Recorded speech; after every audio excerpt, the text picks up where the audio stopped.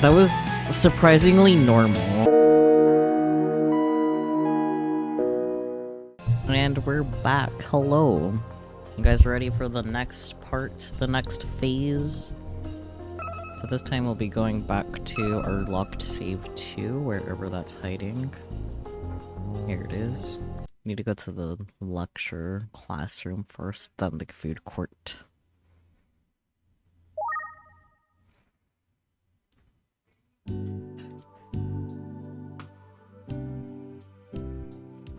I think this is gonna be Subaru's route.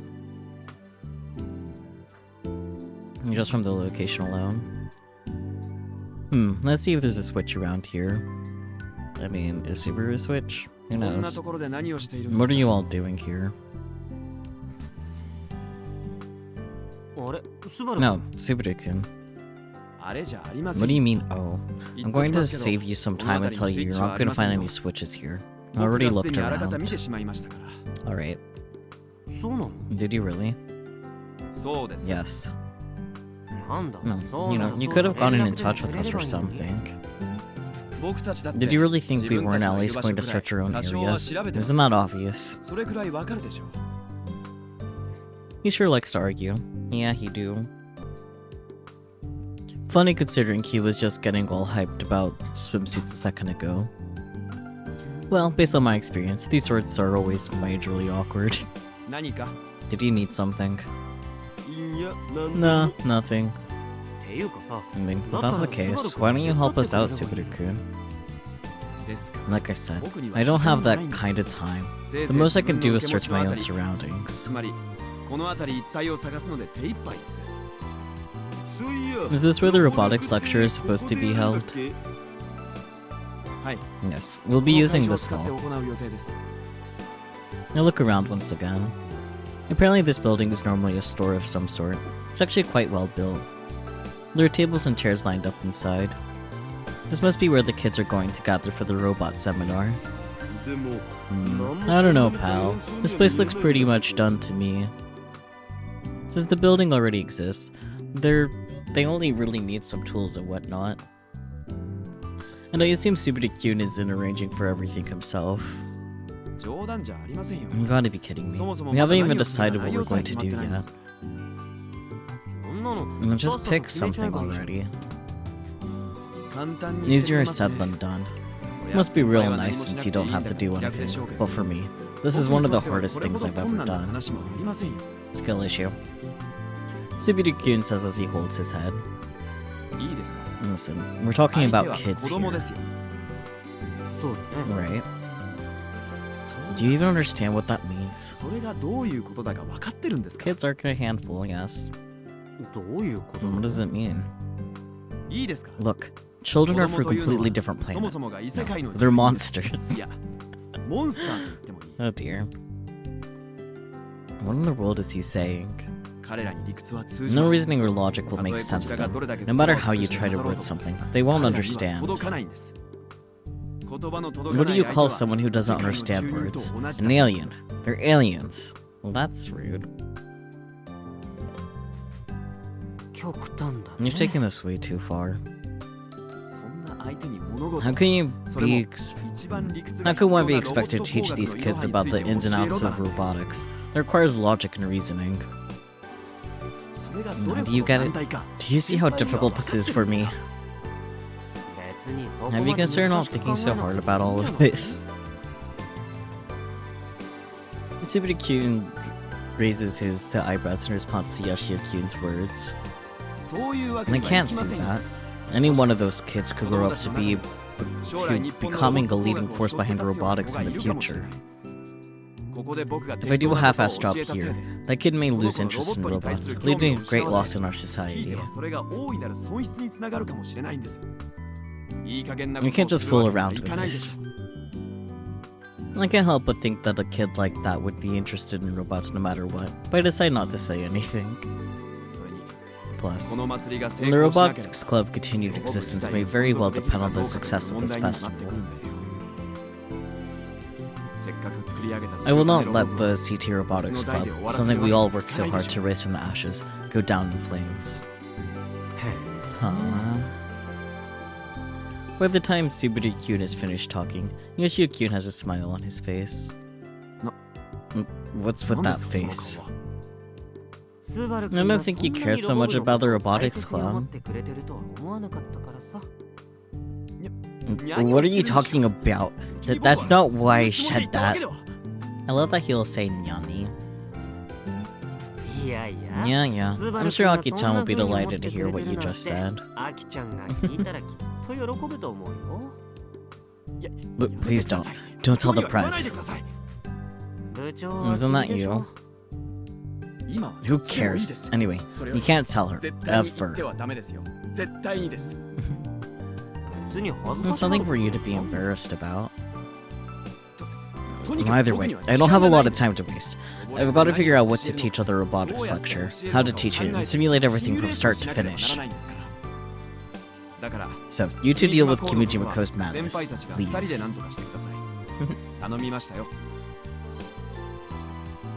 Subaru-kun says with a difficult expression on his face. He then faces the laptop placed on the corner of a desk. From a distance, I can see a drawing of some sort of circuit. Is he designing a document for the robotics lecture from scratch? He doesn't need to go that far, but I guess that's just his personality. Subaru-kun teaching children, huh? I could see how this would be tough for someone like him. Having said that, neither Juntan nor Frautan seem like they do any better. True. Well, I'm sure Subaru-kun will pull through. You think so? He's actually really passionate about this kind of thing. As long as you communicate that much, he'll be okay. I see. The two of us quietly leave as to not disturb Subaru-kun, who is holding his head in his hands. Poor Subaru. Okay, but I'm pretty sure... Yeah. To the food court, and I think that's when we can start skipping again. You have to try to understand them one more time. No, I don't know what little bit got skipped, but that's okay. I'm home. This is how my father greets me after I get home from the fireworks show. He's always like this. My father is a fisherman. He leaves the house before sunrise every morning and hits the hay soon after sundown. This daily pattern is at odds with the rest of the family's schedule. To begin with, he's rough around the edges and reserved. At some point, the two of us grew pretty distant. I'm going to bed. Sure. Good night.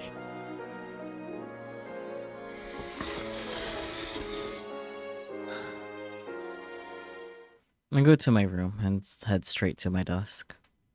Ever since I can remember, this room has been my castle. My father wanted me to inherit his fishing business. I had always agreed to do as much, in front of him anyway.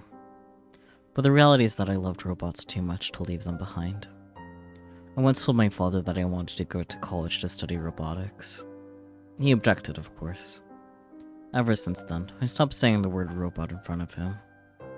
That conversation marked the end of my dreams, creating an even larger gap between the two of us, or at least, that's how I felt anyway.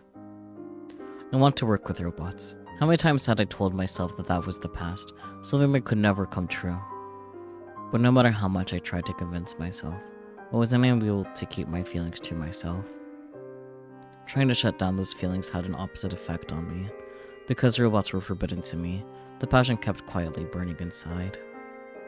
I disguised myself and entered a hobby robot tournament behind my father's back. I even won.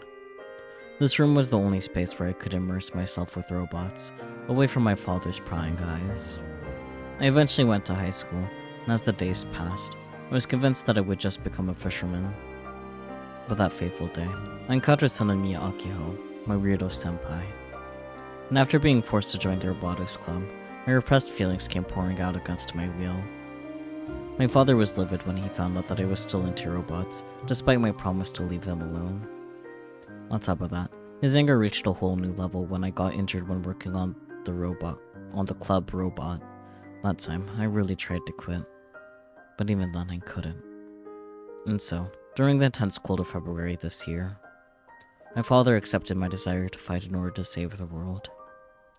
The previously closed-off door separating the two of us was slowly beginning to open. Or so I thought. Despite what some would say, it's not easy filling the deep trenches that form between people over a long length of time. On that day, when we saved the world, my father was there to help us. He even told me that he would be my legs. He congratulated me. But after that, every time I tried to bring up robots with him, I just couldn't bring myself to say the words. Similarly, my father never spoke to me about robots either. Is he still against me involving myself with them? I don't think that's the case. My father knows that I'm still in the robotics club even as a senior, and he hasn't once criticized me for it. So it's not like he objects to it. But either way, he doesn't bring up robots in front of me, and neither do I in front of him. It gets pretty hard to broach subjects like this after avoiding them for so long. So just ask him? He just said it's hard, okay, Relix? Damn. So here I am, still struggling to tell him how I feel. The fact that I still want to study robotics in college. My father always wanted me to be a fisherman like him. Just as studying robotics is my dream, that was my father's dream. And I think honoring that dream is a son's duty. You know, you get that, but the solution is a very simple one. Unlike the future will wait. True. That might be the storyline. Oh, get Subaru to ask his dad and have an open, honest conversation with him. Wow. But on the other hand, I still don't want to give up on my own dreams either. Time just passes while we both struggle to be honest about our feelings. Indeed. What should I do? Talk to him, duh. I vocalize the words that I've repeated in my head over and over again for the past 6 months. What do I want to do? Vocalizing them alone doesn't yield any answers. Dad.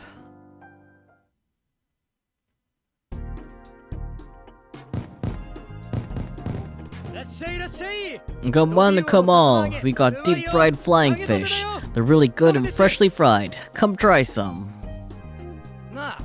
Where to next? There seems to be something good going on over at the stage. Hoops POV, Dario. One night has passed after all the craziness. With the Mosaica Gun Festival entering its main phase, the turnout has been unprecedented. There are stamp rallies and other events going on left and right. It sure looks like the festival is running in full force now. But what's up with you, Hashida-san? Yashio-kyun spots me staring blankly up at the sky and walks over. Yashio-kyun. We were just getting a little lonely is all. It's true that there are more people at the festival than ever before. The Kimijimiko craziness has a lot to do with this. An illusion of a mysterious robot suddenly appeared at the festival. TV stations and magazines obviously picked up on the news, and once it was made clear that no harm was done, people started flocking to the island out of curiosity. In other words, it's not a stretch to say that the craze made everyone in the country aware of this festival. Except the illusion is long since gone. Yeah, the game is in yesterday. Yesterday, 3 years ago. Details. But that means we'll have a date match, maybe? Ooh. What are you saying? The whole thing was absurd, so we should be happy it disappeared. You're right, but the giant robot that was present until yesterday is long gone. It's only natural to feel a kind of emptiness. Anyway, are you planning on sticking around on Tanegashima for a while longer? Well, that's the plan. I want to see my waifu and daughter really badly, but I've come this far. I'd like to see this festival to the end. Plus, I still haven't accomplished my real goal. Whatever that is. What do you ask? Well, you know, I was just thinking it'd sure be great if you could just kind of check in on the robotics club is all. The robotics club? You seem more knowledgeable about robots than I do, and you're technically an adult, right? Kaido, you're the one that's technically an adult. Daru is firmly an adult. He is almost 30. I'm still a child at heart. So, I thought maybe you could be there to counsel them when they need it. Yoshio-kyun casually ignores what I said and goes on about his hopes for me. Is it just me, or has he gotten kinda rough when it comes to dealing with yours truly? I'll just take this as a meaning we've gotten closer. Okie dokie. If there's something I can do to help, sure. Really? I really appreciate you saying that. I'm already on the southern island. Might as well spend some time with the youngins while I'm here. Maybe I'll have a chance to make a lovely comeback while I'm on this adventure without a D because French. That said, there are only a few candidates available to me who might need my counsel. Akitan, Juntan, Vautan, and Airitan. But as far as I can tell, Akitan and Yoshio-kyun seem like they're more than just friends, so I don't want to do anything stupid and get bit for it. So that leaves the three of them. Who should I go pal around with? Every one of them is charming in their own way. Let's just pick the first person I run to after this. Alright, it's settled. Are there any Robotics Club friendos around here? That's... Oh? You found one already? Hey, if you got any problems, I'll hear you out. Huh? Excuse me. What? Subaru-kyun? Hashida-san? What's wrong, Subaru-kyun? You're looking under the weather.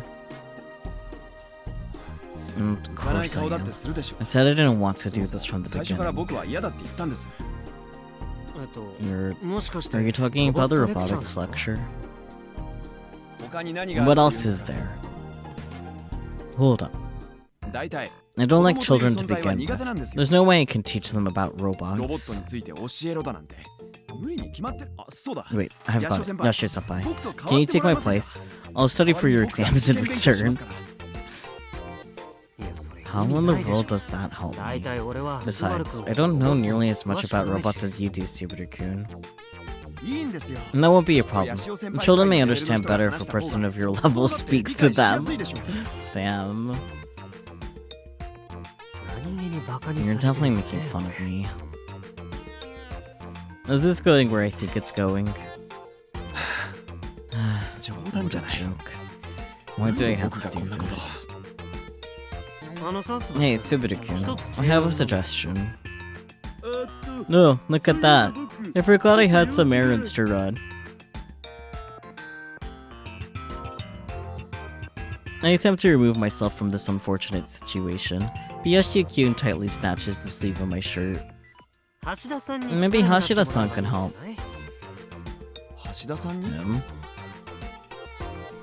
I've seen this patin before. Hashida-san has a kid, so he's probably more suited to deal with kids than we are. I would hope so. Well, my little girl's not even 3, so... Sure, but you're probably more used to children than we are. I can deal with my own child just fine, but other people's children,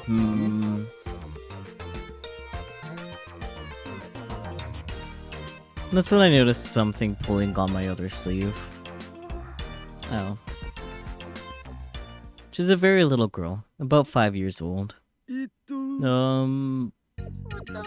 Daddy? What? Hashida-san, don't tell me she's... No. My waifu is my only waifu. I don't have any children with anyone else. And then, who is she? The girl's face suddenly shrivels up, morphs into a frown, and just like that, large tears are rolling down her cheeks. Daddy. Damn.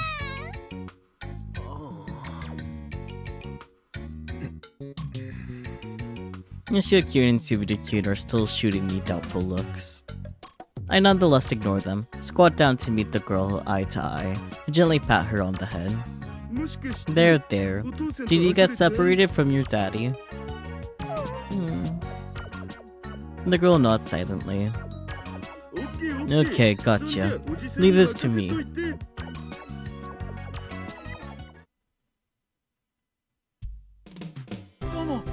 Thank you so much. It's not long after taking the girl to the Lost Child Center near HQ that her father shows up to pick her up. Thank you, mister. I keep waving back at the girl who repeatedly turns around as she waddles away. Waddle, waddle, waddle. Impressive. You really are the best candidate for this, Hashida-san. Nah, crap. Seeing a crying little girl made me think of my own daughter. At this rate, I'm gonna be stuck helping Subaru for the duration of the festival. Ever since arriving on Tanegashima, I've been pretty much hanging out with Yoshio-kun the whole time.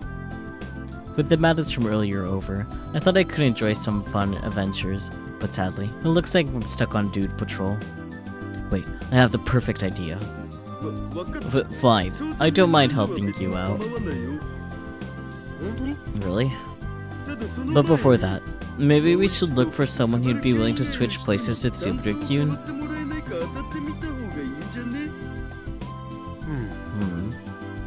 Well, that's possible.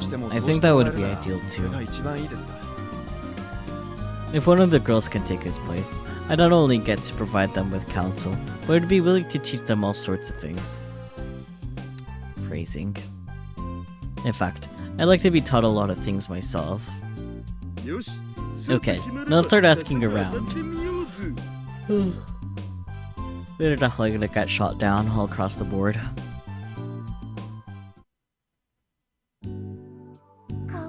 I would switch places with you if I could, but Mr. President specifically asked me to do it, so...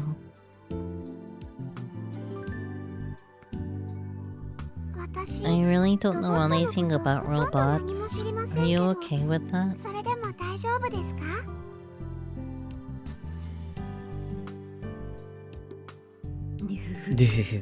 If you're so desperate, I could consider it. But only if Four Eyes agrees to cross-dress and enter the contest.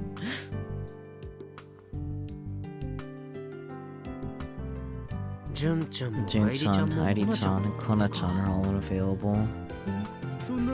The only other person left is... Sonomiya-senpai, but... Aki-chan, huh? Let's say we let her handle it. What do you think would happen? Well...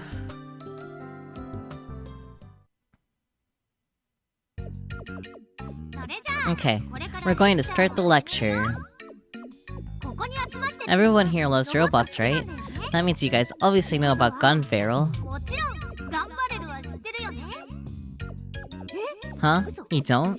You've really never heard of Gun Barrel before? That's unacceptable. There's no such thing as someone who loves robots but hasn't seen Gun Barrel, especially at your age. This is must-watch material. Alright, we're gonna use the lecture time to watch Gun Barrel together. There are 3 seasons in all, and 155 episodes, so that would take about...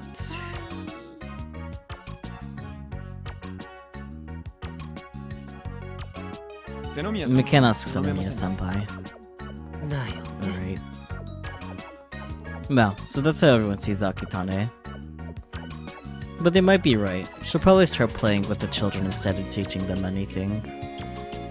That means Team Girl has been annihilated. In other words. I guess you'll have to do your best, Subaru-kun. Come on, turn that frown upside down. Ashida-san said he's willing to help and everything. Is this really how it's going down? Huh? You said you make yourself available for counsel, no? I sure did. Why has it gotta be a dude? What are you boys up to? Ah, this cheerful voice must be the one and only. Ah, that's right. I forgot about Naitan. Huh?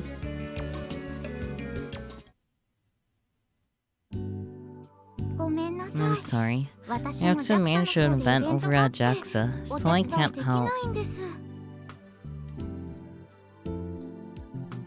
Damn, I forgot that JAXA is also exhibiting at the Wazaika Gun Festival. Of course. Tanegashima is known for rockets, and the first thing that come to mind when it comes to rockets is JAXA. It wouldn't be a stretch to say that JAXA is Tanegashima's most iconic institution, and although the event is themed around robots, it'd be odd for JAXA to not cooperate. You see, Hashira-san, your only hope. Are you helping Subaru-kun with his projects? Naitan suddenly leads in toward me. Well, we haven't made a final decision on that front. She then firmly grasps my right hand with both of her hands. I knew you'd do it. I admire people can look after the young. That's such an adult thing to do.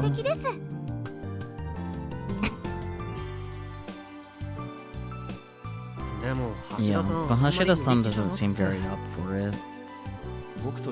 Personally, if you really don't want to, I don't want you to force yourself. Is that true? No, oh come on. Of course not. I'm an adult well known for his caretaking skills. Boy or a girl, the Hashida Itaru handle it.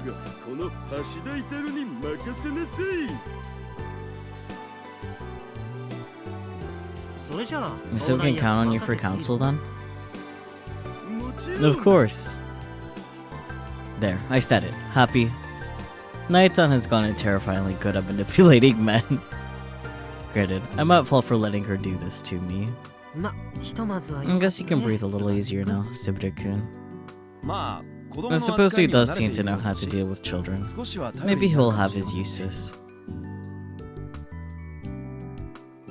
Subaru-kun says as he turns toward me. I really appreciate your assistance. His tone comes off as kind of stodgy, but there's not much I can do now that I've accepted the gig.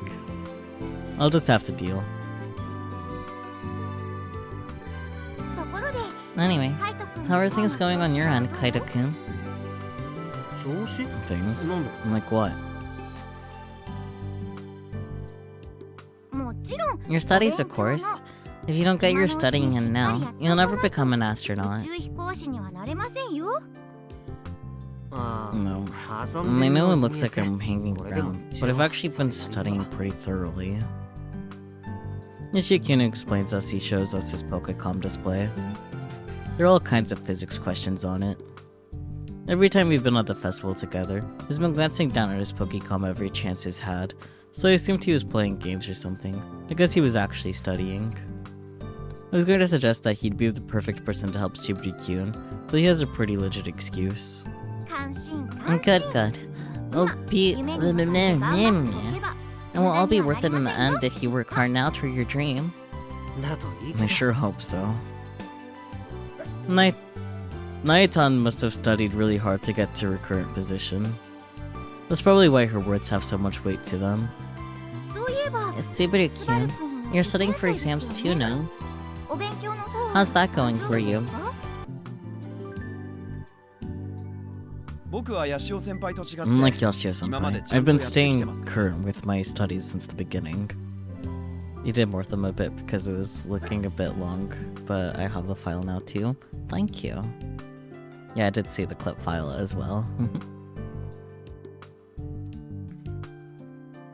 No, are you just gonna take that, Yashio-kun?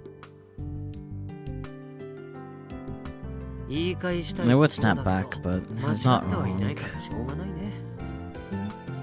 I don't know if he's being a good loser or what.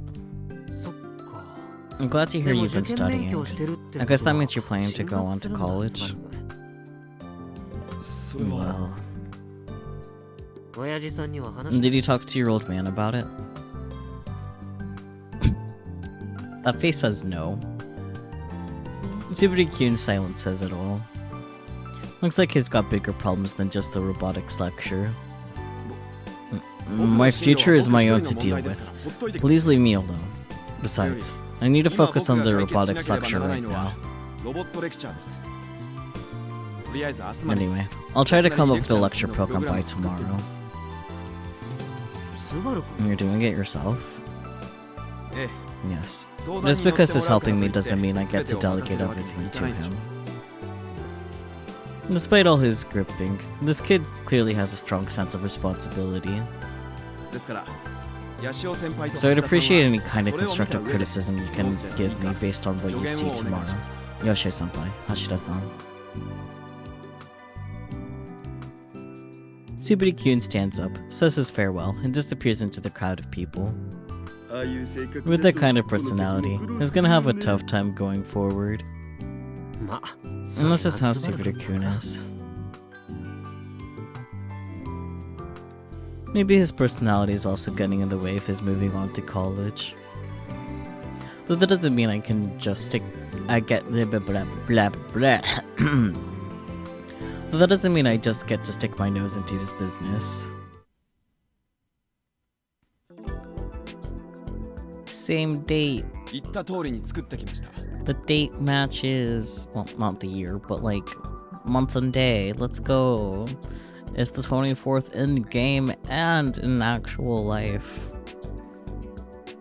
I said I was gonna put together a lecture program, and I did. As he declared he would, Subaru Kyun came prepared with a summary of his lecture program. A so-called agenda, if you would. Seeing that he has dark circles under his eyes, he must have been working on it late into the night.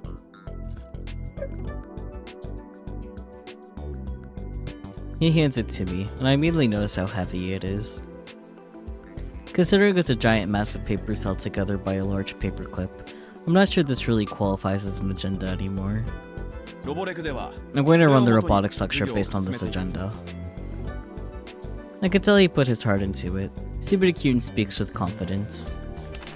Man, it took ages to get through all of this. What do you think? Please tell me your honest opinion.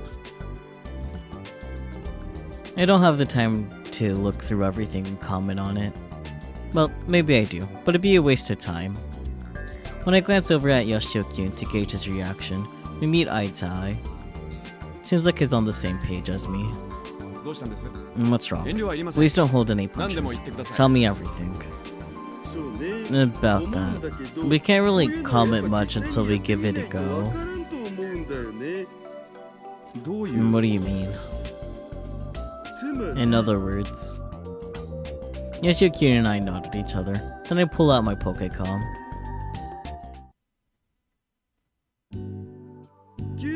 So as we're calling you out all of a sudden. As an alumni, I'm there whenever a club member needs me.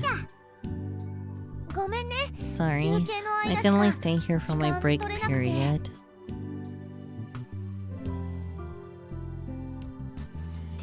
I'm terribly busy, so get it over with it in 3 lines, please.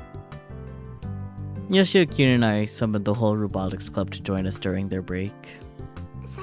So, what are we supposed to do?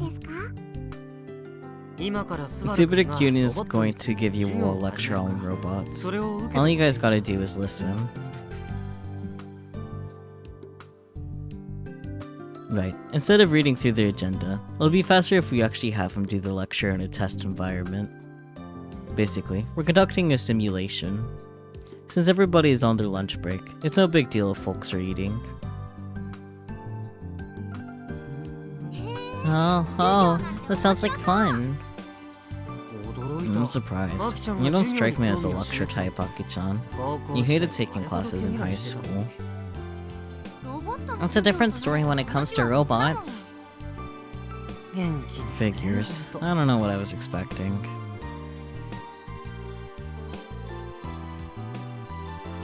My apologies. I know you're busy.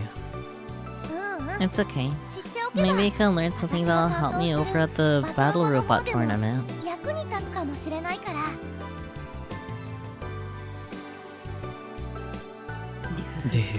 Four Eyes role-playing as a teacher. Excellent. I'm looking forward to your lecture, Subari-san.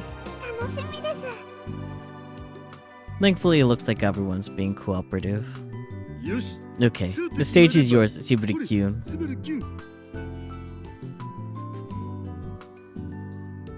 Huh? We're already starting?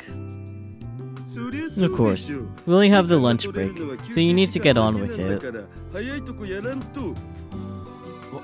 Understood. Then, let's begin.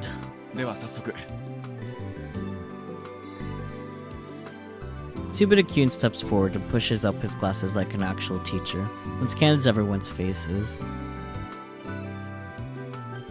It's time to start class. He's actually pretty into it. The term robot comes from a Czech term for slavery, and...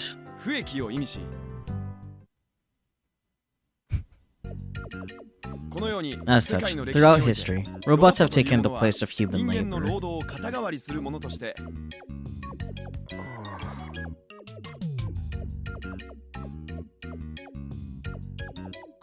As manufacturing robots began developing, so too did military robots.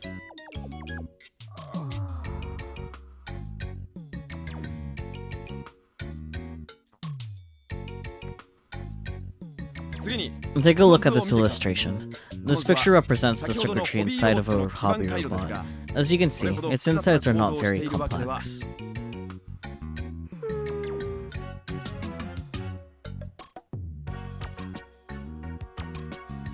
Mankind's greatest mission will be to figure out how robots will function in our world in the future.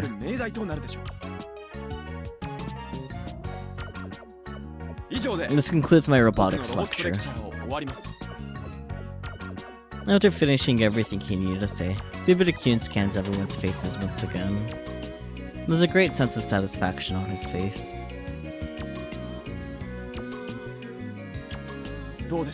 How was it?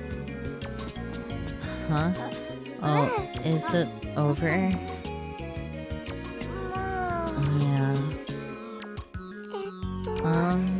That was...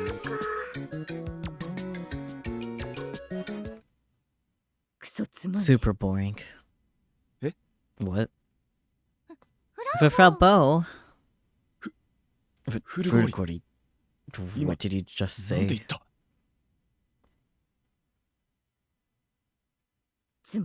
Too boring, lol. I felt like I was watching a French movie without subtitles. The dramatic sound effect. What? I saw a spy press sound effect bubble appear behind Subaru-kyun for a split second. That's how intense Subaru-kyun's shock is after hearing Frauton's remark. Wait a minute. I based this lecture on an agenda that I spent all night creating. You can take all the time you want, but crap is still crap, SMH. The sound he made. Nix, that was to the point. What did everyone else think? How about you, Sanemiya-senpai?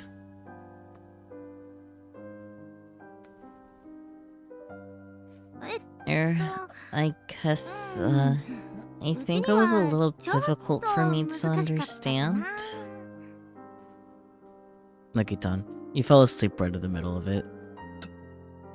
Daitoku-senpai. Sorry. I couldn't keep up at all. Yukifune-san. I'm sorry.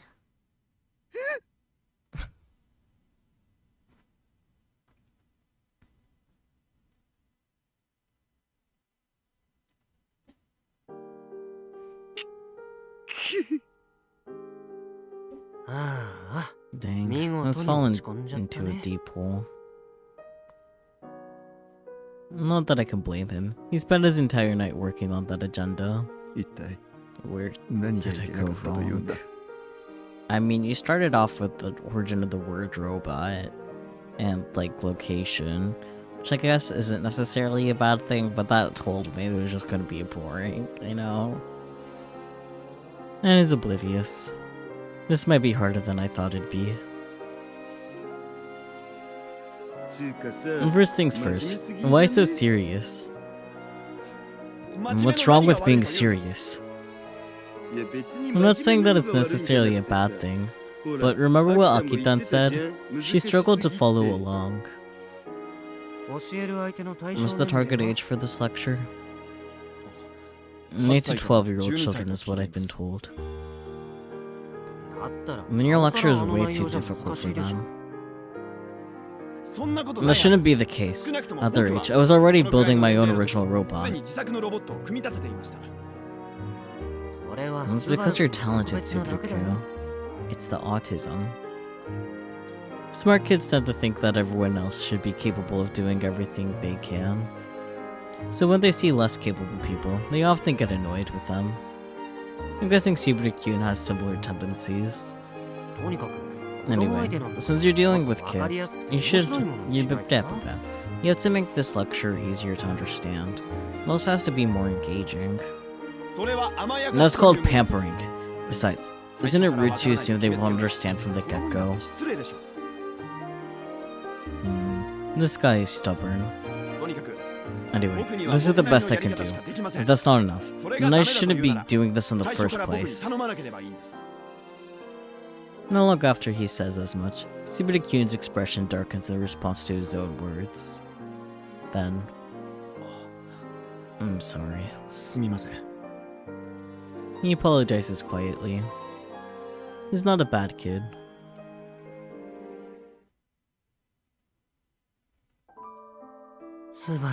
This has gotta be rough for him. We all assumed Subaru-kun was stressed out from staying up all night, so we sent him home and decided to stay behind to come up with the game plan. The problem is that this all goes back to his personality, so I can't figure anything out on my own since I don't know much about him. I have a policy of not asking about people's private matters, especially when I haven't known them for very long. And hearing about it from someone else is even worse. But still. What's Subaru-kun's home situation like? Any issues with his family? How could I not ask? And what's the deal at home? Yoshio's-kun's silence says it all. He doesn't get along with his old man. How did you know? Bingo. When you were talking to him yesterday, he asked whether he spoke to his old man or not. You know, about his future. Alright. That's what caught my attention about him. And father and son relationship.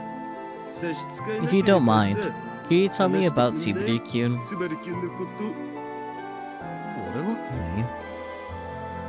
I don't think he would tell me if I tried asking him directly. Why would I tell you something even he wouldn't share? He's got a point. In that case. Fine, I'll ask Akitan then. Hey, Aki. I attempt to call out toward Akitan's back as she works tirelessly in the food court, but Yoshi-kun covers my mouth. Hey, what's the big idea? That's my line. What are you trying to do, Hashida-san? Like I said, I'm trying to find info on his family, about Subaru-kun. I can't. Aki-chan will definitely tell you if you asked her. That's why I'm asking her. Yoshi-kun thinks to himself for a bit, then slowly opens his lips. Subaru-kun had promised his father that he'd become a fisherman. His old man wanted him to inherit his fishing business, and Subaru-kun intended to do just that at first. But there was something he just couldn't let go of. Robots. It all started when his father brought him a toy robot. He fell in love with the robot he got when he was little. and that began his lifelong fascination with robots. As he grew up, his passion for robots grew accordingly. But after getting into high school, Subaru-kun promised his father that he would walk away from it all. Even then, his feelings for robots never went away. In fact, the more he tried to forget about them, the bigger those passionate flames inside of him grew. He started building robots behind his father's back. He went so far as to disguise himself so he could enter a hobby robot competition, and he even won. But one day, his father found out about it all. As one would expect, the old man was furious. Yet even then, Subaru-kun couldn't give up on robots. He also didn't want to disappoint his father any further. As a result, they clashed. The clash ended while Subaru-kun broke. Aki-chan manipulated him into joining the CT Robotics Club, but he got caught and even got injured. Thus, he gave up on robots once and for all. And that's when the incident happened. This past winter, the entire world was in danger. And the ones to save the planet were the members of the CT Robotics Club. Subaru-kun saw us rise up, so he came back to fight with us. At the time, I thought his father had come to understand Subaru-kun's feelings, but it sounds like things didn't go so well. Yoshio-kun doesn't appear to understand why or how that ended up being the case. But I can understand how Subaru-kun feels. Most teenagers would rebel against the idea of running along the rails that their parents have built for them. Some of them would try to get themselves off of those tracks. But for Subaru-kun, it was different. The flame kept burning quietly inside his heart, and only grew bigger as external winds kept blowing through it. I can relate to Subaru-kun. There are some things you just can't let go of, dreams you can't abandon, a future you desperately desire above all others. Having those things just comes with being a man. But Hashida-san? Are you crying? I mean, it's just... I can understand how his father feels too. His own child, who he believed in, lied and broke their promise. And to make matters worse, behind his back, Subaru-kun was pouring his everything into the thing he banned him from. How could a father possibly feel after spending so much time trusting that his son would follow in his footsteps, only to have that dream crushed? Would he praise him? Or... if I found out that my daughter was obsessed with something I didn't know about behind my back, would I be able to keep my cool? I probably couldn't. And then she starts saying things like, I don't want to take a bath with you anymore, Daddy, and don't put my underwear in the same laundry as yours. Gah! How dare you? Hashida-san, you're going on a bit of a tangent. No, Sauce. When it comes to my daughter, I just... So, what's all of this have to do with Subaru-kun's lecture? It might be nothing. What?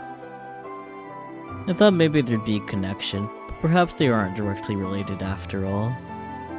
But, as the father myself, I'm curious about the discord with his old man. However, first things first, we have to do something about the robotics lecture. Not that we have many options. I whip out my Pokécom and pull out one of my contacts. And what are you going to do? Just leave it to me. The robotics lecture event hall is more crowded than it was the day before. What are we doing here? What are we doing? Let's get this over with. Hey, I want snacks. I can get snacks, right? I heard there were food coupons. What in the blue blazes is going on? Subaru-kun says with his head in his hands as he sees a crowd of about 10 bratty kids making a ruckus in the event hall.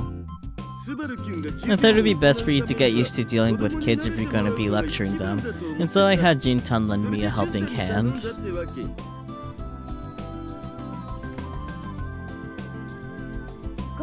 Sorry. I know my brothers are a bit crazy.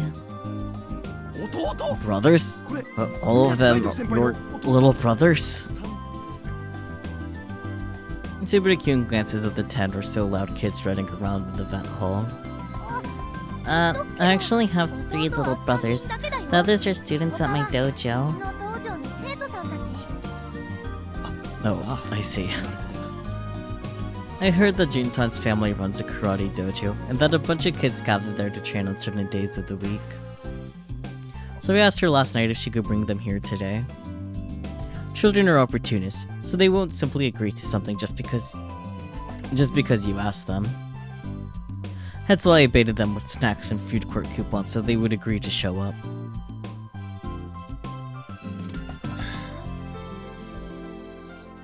Subaru-kun scans the event hall once again and frowns. Hey. This is just... Hey. Who's calling you, Subaru-kun? Huh? Me? Yeah, you. You must be around 12 years old. Subaru-kun is clearly uncomfortable with the way the kid is staring at him. What's with you? I'm older than you. That doesn't make you better. You're just you. No, Subaru-kun. Cool your jets. So what's the deal? Are you your sis's boyfriend or something? Sis? It takes a second for him to recognize the meaning of the word. You mean... Subaru-kun suddenly gets flustered. No, I'm not!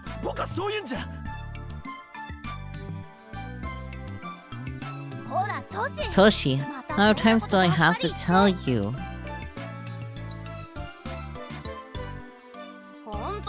So it's true, huh? True, huh? Ugh, Masa. You too, Shin. I'm so sorry, Haidaka-kun. Your brothers are so rude. These brats. These children are your little brothers. Yeah.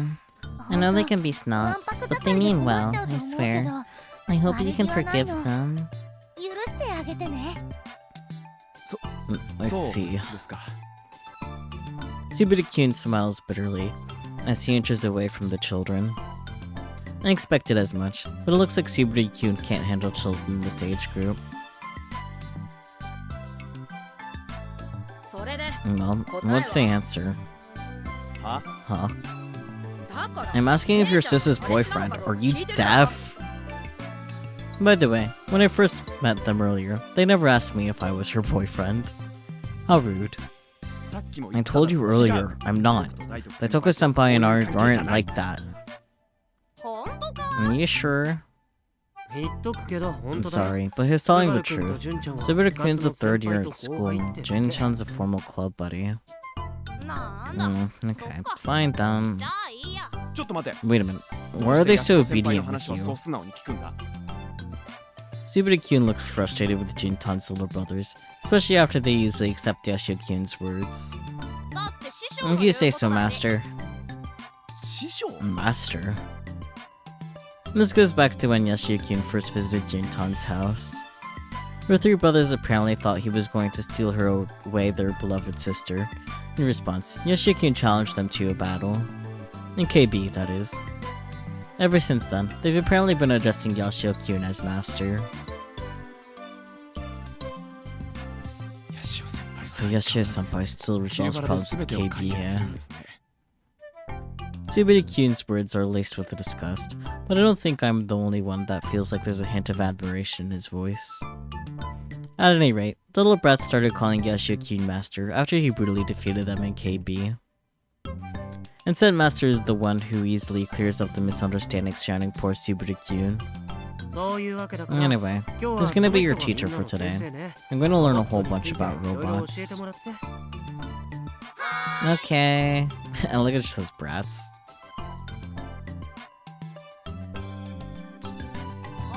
Come on, Teach. Hurry it up. I'm listening. I'm listening. Subaru frowns sourly at the clear difference in their attitude between him and their master as he takes hold of the agenda he must have spent last night remaking.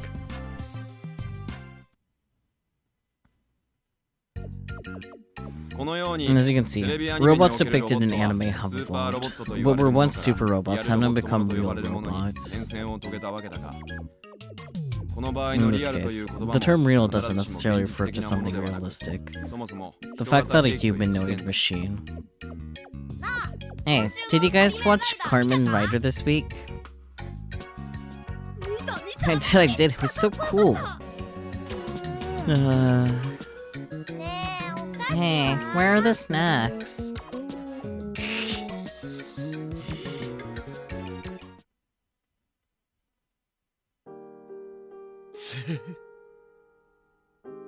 After the children leave with snacks in hand, Subaru falls to the floor, his head bowed. He had never seen such a perfect oars pose before.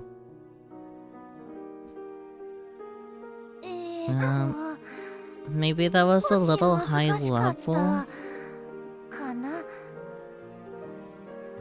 I'm trying my best to dumb it down so it'd be easier for children to understand. He included anime-related topics to try and create an easy hook, but it turns out that the topic itself is too complicated for anyone to follow. And the girls in particular didn't seem to care at all. Many of the women in my life are anime fans and nerds, so I never really considered them special or all that rare. But now that I think about it, I suppose girls like Akitan are pretty unique. And the children that came by today didn't seem like they cared much about robots, to be honest. Right. I'm sure the students who come for the robotics lecture will be different. Subaru-kyun desperately tries to cling onto the shabby lifeline that Yoshio-kyun tossed to him. But... I don't know about that. What? Juntan, why do kids sign up for the robotics lecture? Most of them sign up from the festival's website. Some of them sign up on the day off. That means these are kids who are already at the festival and are deciding to check it out as an afterthought, right? That won't be the case. At the end of the day, this is the Wazaika Gun Festival. It was originally the annual local gun festival, so it's not all about robots. In other words, not all the children are into robots to begin with, right? That's right.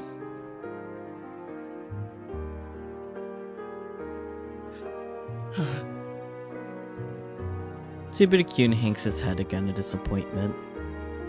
He's been going up and down for a while now. It's actually kind of funny to watch. That's why I said this is a losing battle. Hey, Hidaka-kun. I'm not capable of teaching anybody anything to begin with, let alone children. This is insane. I give up. Subaru-kyun suddenly gets up and approaches Juntan. I mean, why do I have to be in charge of the robotics lecture? I'm way more fit to handle the Battle Robots tournament. This is a huge staffing mistake. Hidaka-kun? There's still time. Taitoku-senpai, please switch places with me. Heck, I'll even take Yoshio-senpai. Dude, Subaru-kun, calm down a little. This is humiliating. I suppose elites like Subaru-kun are way more sensitive than drugs like me. Since they haven't experienced much failure in their lives, they perceive a small tumble to be some kind of fatal mistake. And after such a humiliating experience, they're unable to get back up on their feet. It's a constant downward spiral from there. Unfortunately, I've seen lots of people like this in my lifetime. I don't necessarily believe that Subaru-kun will end up like them just because of this one failure, but there's no guarantee that he won't either. Subaru-kun, why do you think no one listened to you this time around? Please don't insult my intelligence. It's because they were uninterested. Even I could tell as much. Then the solution is rather simple. It is. It means that you have to first start by getting people interested. Interested? I guess that's true. No matter how much you talk about something, if I'm not interested in the topic to begin with, I wouldn't want to listen. That may be especially true for children. Exactumundo. In that case, it's clear what you need to take care of first. You mean I have to get them interested in robots? Subaru slowly raises his face after looking down this whole time. Bingo. But children are like animals. They get distracted easily and forget things at the drop of a hat. How am I ever going to get them to care? Let me ask you a question, Subaru. Why did you become interested in robots? Me? Subaru thinks deeply to himself for a moment. When I first saw a hobby robot tournament on TV, Flashback. What is it, Subaru? Do you want one of those? Yeah, I want one. I see. You better be a good boy. Okay, I'll be good, and I'll study a lot.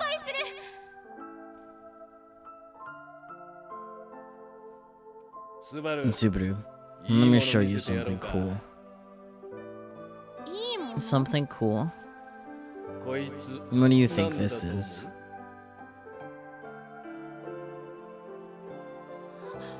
Wow, a robot?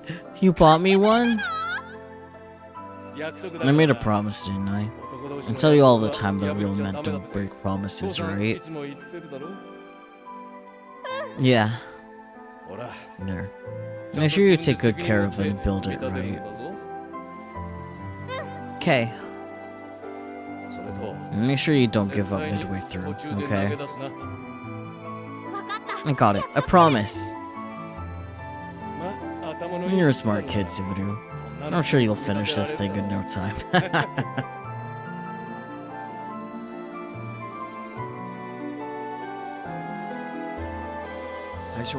Bipedal robots were a dream within a dream at first, but the robot he bought me meant so much to me. As Subaru recalls the distant past, he has an almost childlike wonder on his face. Then how did the gulf between you two get so wide? How do you know about that? Honestly, Subaru, it's kind of painfully obvious, even if Daru didn't talk to Kai about it. I'm sorry, Subaru-kun. I told him. It's not Yashio-kun's fault. I got curious, so I pushed him until he spilled the beans. Subaru-kun looks at our faces one at a time, then sighs deeply in resignation. No, it's okay. It's not like I have to hide it or anything. The reason is simple. I broke the promise I made with my dad, and kept up with the robots. And I told him I would become a fisherman, not yet. But you want to pursue a career in robotics, right? Have you told him that? Only once, and he vehemently objected. Any other times after that? I never brought it up again. Why not? Maybe. What if he says no again? Is he afraid of his father?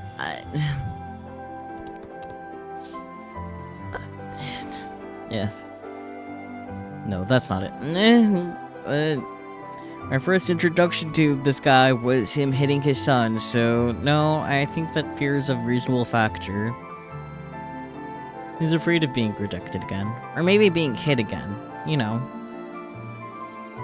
Afraid of his dreams being rejected. Afraid of his future being rejected. And to him, all of those things mean he himself would be rejected. According to what Yashio-kyun told me, it seems like Subaru-kyun's father finally accepts the idea that his son is into robots and will be going forward. But on the off chance Subaru-kyun brings it up again and his father rejects him, the wedge driven between the two of them will be permanent. Maybe it's the fear of this happening that's causing Subaru-kyun to freeze in place. So how does his old man feel about this? At the end of the day, I'm scared. I'm afraid of confronting him again. It's not easy to confront someone face to face, even when that person is a member of your own family. But maybe your father feels the same way. Huh? As they've gotten older, I've realized something. No matter how old people get, no matter how much they seem like they've matured, deep inside, they're pretty much the same as when they were young. You can get married, become a mother or a father, and act tough, but people really don't grow up that quickly or easily.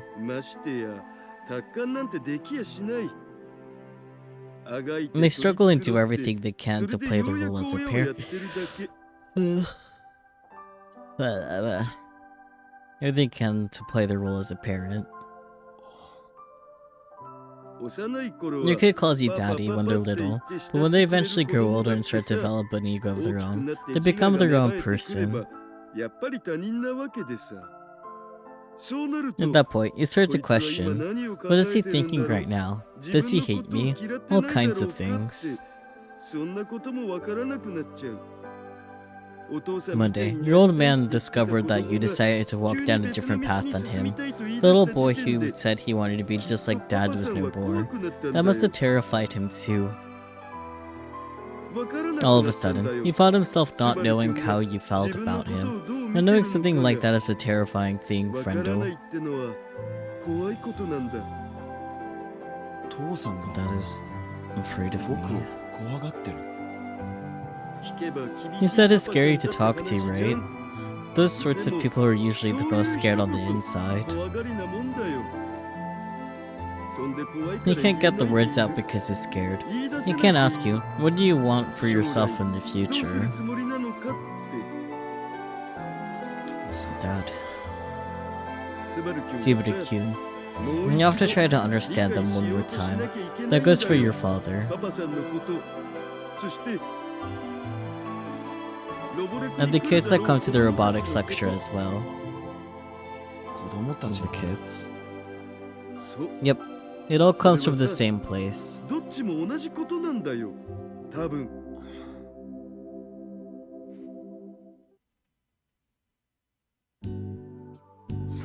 Quite frankly, I'm shocked. Yashio-kyun utters after we part ways with Subaru-kyun and Jintan. I'm shocked too. I didn't think Subaru-kyun would listen to what I had to say like that. But well, I think Subaru-kyun was pretty bummed about all of this. Maybe that's why he was so willing to listen this time around. People are more or less honest when they're feeling vulnerable.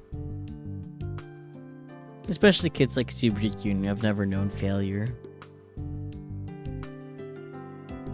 And that's not what I meant, Hashida-san. You're the one that shocked me. Me? You caught me off guard. I didn't think you understood Subaru-kyun's father's feelings like that.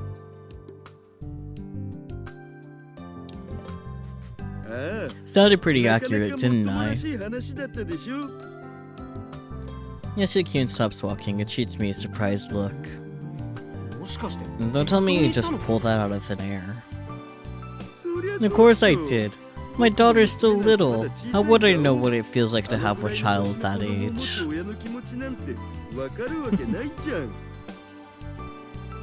In fact, I took those lines from my favorite eroge. I've learned everything important there is to know about life from eroge, by the way. I feel like an idiot now.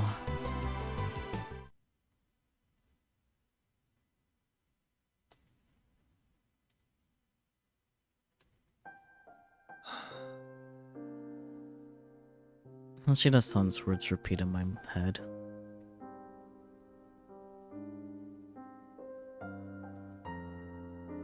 All of a sudden, he found himself not knowing how you felt about him. Not knowing something like that is a terrifying thing, friendo. He can't get the words out because he's scared. He can't ask you, what do you want for yourself in the future? Dad, scared of me. My father is the absolute authority in my life. He is always strict, dignified, and unwavering. How could he, of all people, ever be scared of me? But Subaru-kun, you have to try to understand them one more time. That goes for your father. Did I ever try to understand my father? I always felt like he could never understand what I was going through.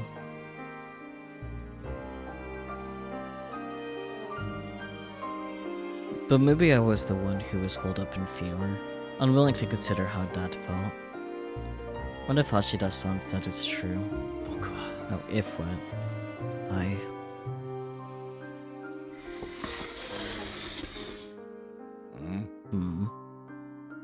I go to the living room and make eye contact with my father, who just happened to stand up.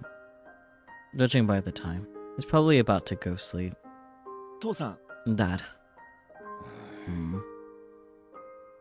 I want to pursue a career in robotics. Will you forgive me? What's wrong? No, it's nothing. I see. Damn, so close. The man of few words heads to his bedroom. And did it again. Couldn't say anything. All the times that I've avoided communicating with my father weigh heavily on my lips. Has lost some weight. Dad's back has gotten smaller than I thought. And realizing that makes me feel a little bit sad. You know, I still think heroes are the way to go. Nakitan says as she places her food down on the table. Today, Subaru-kun came to us expressing that he wants to give this robotics lecture thing another shot. Yoshi-kun is here with me too. Nakitan's comment came as the three of us were in the middle of discussing things over lunch at the food court. What about heroes, Tanamiya-senpai? Weren't you talking about things that could grab a kid's attention? Sounds like she overheard our conversation. Sorry, Aki-chan. Can you repeat what you just said? I said heroes. Don't kids around that age like heroes? Like, Tanegashima is pretty popular with the kids, right? Tanegashima is the local Sentai hero series that I caught on TV in my hotel the other day. Considering they do shows at public events and even have merch, they must be pretty popular around these parts. Heroes, huh? Hire Yusutai-san. But to teach robotics, I don't think anyone in Yusutai is qualified.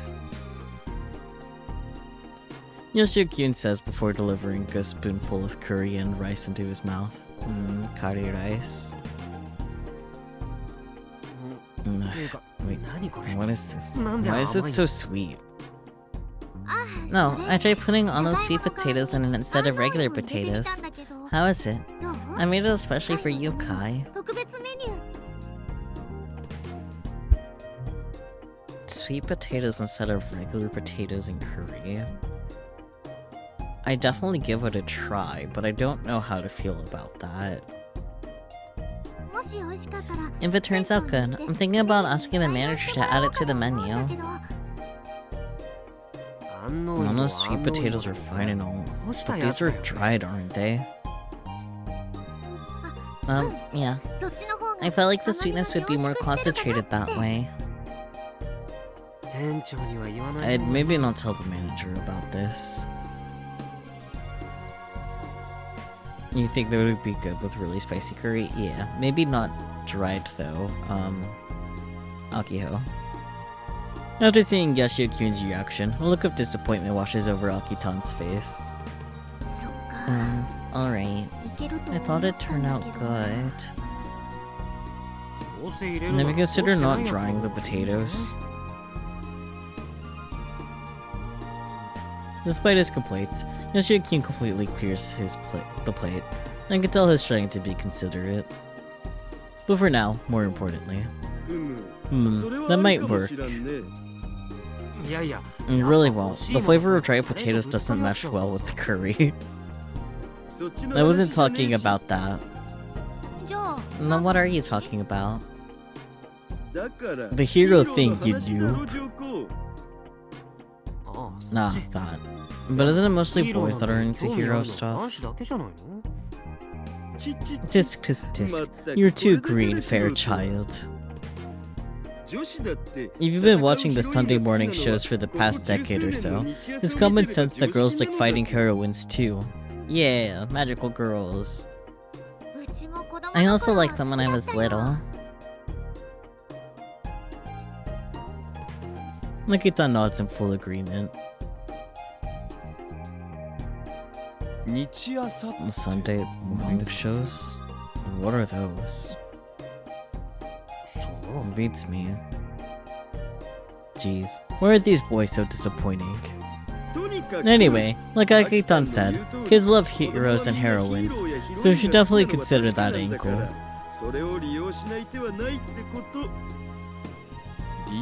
But what exactly are we going to do? Bring in a guest or something? We don't have the budget for that kind of. Oh, super cute. Ever the daydreamer. I'm not daydreaming anything. When I start poking at Subaru's side with my elbow, he doesn't even try to hide the annoyed look on his face as he swipes my arm away. What a buzzkill. You say that, but I know. I pull out my Pokécon from my pocket, boot up an app, and show my screen to Subaru and the others who adjust their doubtful gazes accordingly. This is... By the blessings of the Seven Sisters, I descend to Earth from 400 light years away. I am... Mr. Pallades! Yeah, I saw that coming too, Peachy. What? Hashida-san, how do you have that? As Subaru turns red and tries to take my Pokécom away, I laugh audaciously and duck away from his hands. Hehehe, you must never underestimate how wide my web of information is. Well, that's awesome. In reality, I simply had Jintan tell me where it was. What does Mr. Pallades have to do with the robotics lecture? Huh? Are you being serious right now? Are you really that slow? Well, excuse me for being slow.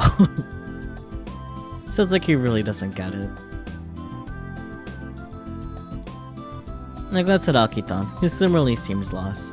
Only one person here has actually caught on. I'm saying we should put on a hero show with Mr. Pallades as the main hero, eh? Mr. Pallades. Hero show? That's right, bingo! Oh, I'm getting pumped. You've gotta be kidding me. The Subaru and Akitan yell completely different things simultaneously. Why should I have to get on stage and act like some kind of children's attraction? Who's gonna tell him that he's doing the children's attraction? Cause you're not acting like one, you are one. Now this is really absurd. I object. Why? Mr. Pallades is gonna be a hero. That's gonna be awesome. The kids will love it. That's not the issue. Mr. Pallades wasn't created to be a character in a stage show. Then what was he for? He's the mask which I used to live in the shadows. That sounds even more like a hero. Please keep your mouth shut, Senomiya-senpai. Nagita lowers her shoulders after Subaru-kun shoots her down with authority. And I personally think this is a good idea. What? Yashi-senpai, what are you saying? You gotta find a way to keep the kids interested, right? Like, folks do hero shows at malls to draw customers. I don't think that's such a bad idea. I know, right? But Subaru-kun's morale is low after taking fire from an unexpected direction. Mr. Pallades becomes a hero of justice and faces off against an evil organization. The outcomes of the hobby robots. The children will definitely get hooked. And of course, all of the lecture business after that is on you, Subaru-kun. Still, not a bad starting point, right? You pulled this out of nowhere, but it's starting to feel like a pretty solid idea. Yeah, I really am a genius. And that's all fine in theory, but I doubt it's going to be that simple. But plus, hero shows at malls work because they feature heroes that everyone is familiar with. No one knows about Mr. Pallades. You'll be fine. That's when a loud voice suddenly explodes from behind us. We turn around to find a huge man standing there triumphantly.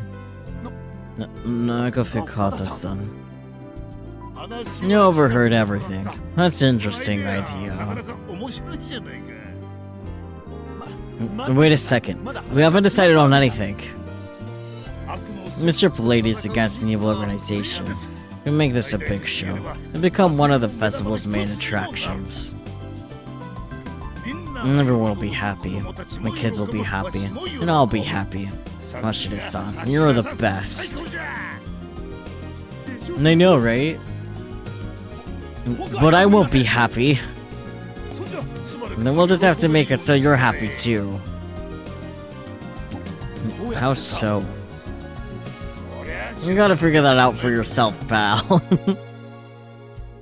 Let's just... This is getting exciting.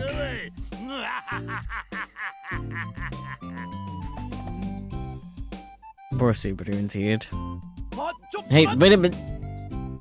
Mr. Candy walks away while laughing loudly. He clearly doesn't hear a word of what Subaru-kun is trying to say to him. As for the man of the hour... It's over. Once that man starts something, there's no turning back.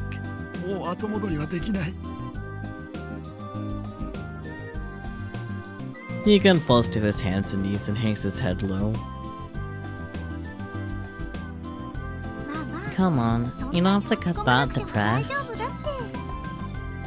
Seriously, you're actually really in the zone where you're Mr. Pallades, Subaru-kun. I honestly think this could work out for you. It's easy for you to say that when it's not your problem to deal with. Subaru-kun maintains his depressed pose for a bit, but eventually gets up sluggishly and turns his back to us. Subaru, where are you going? I'm going home for today. That's fair. I could feel the sorrowful auras surrounding him from just looking at his back.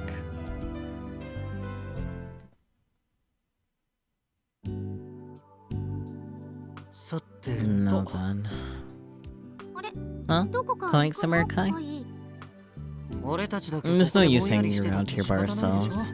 I gotta go home and get some studying done. No, then...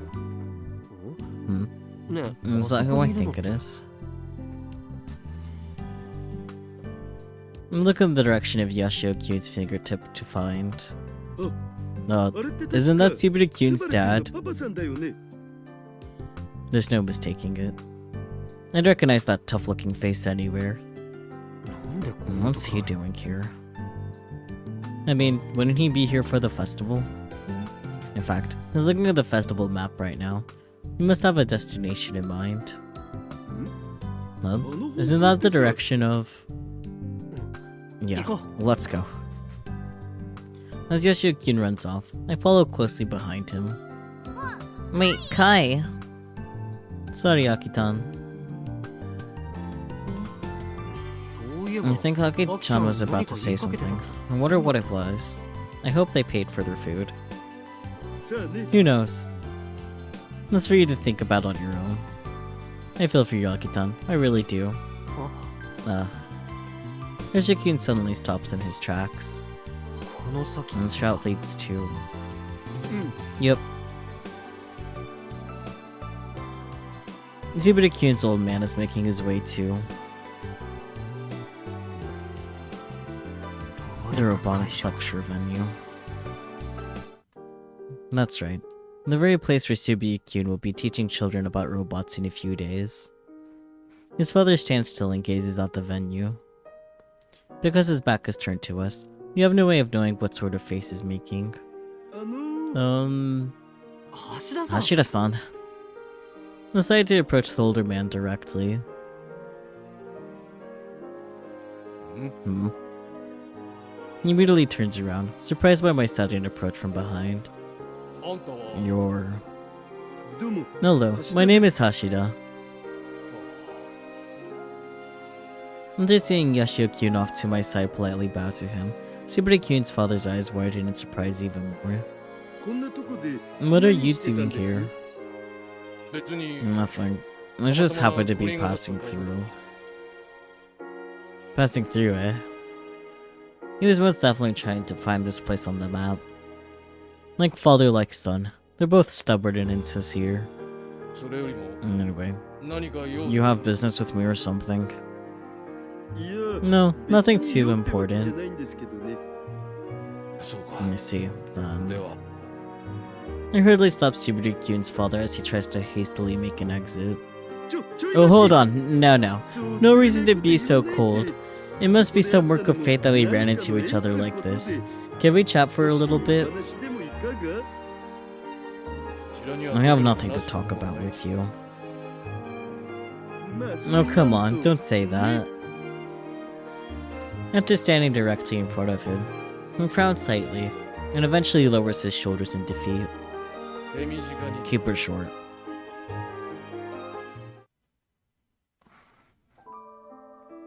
We find a nearby bench and plant ourselves down there. It's about Subaru-kyun.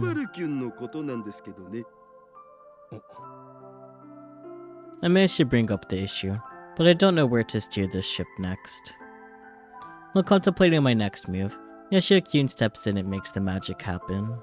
You're worried about Subaru-kyun, aren't you? You came here because you're worried about him, right? The older man keeps looking ahead without responding. At the end of his gaze is a close-knit looking family happily walking together. You still bothered by what happened last year? I don't know the deets of what happened back then. But whatever it was, based on the painful expression that formed on his face the moment Yoshio-kyun mentioned it, I could tell that this is the wedge that's been driven between him and Subaru-kyun. If it bothers you so much, you should talk to Subaru-kyun about your feelings. How could a man just... He mumbles. How could a man just go back on his word? Pride. It's only natural for a man to honor his own pride. It's embarrassing to walk with something back as if it was nothing. A generation ago, in our father's time, these types of people were common. I was born at the tail end of that generation, so I can just barely understand the feeling. But I imagine it's probably pretty tough for kids these days to wrap their heads around that kind of thing. But that sort of pride is worthless. Flustered after hearing Yoshio-kyun's careless remark, I quickly look at Subaru-kyun's old man's face. I figured he might get upset, but... Worthless, huh? You may be right. he says, still looking forward with sorrowful eyes. The family from earlier isn't here anymore. Can I ask you something? What is that? Why did you want to train Subaru-kun to become a fisherman? Subaru-kun's aspirations for their future are at the root of the deep trench between him and his father. In that sense, Yoshio-kun's question is perfectly appropriate. But will he respond to such a personal question? That doubt ends up being for naught. Subaru was still small, he told me. That he wanted to become a fisherman, like his old man.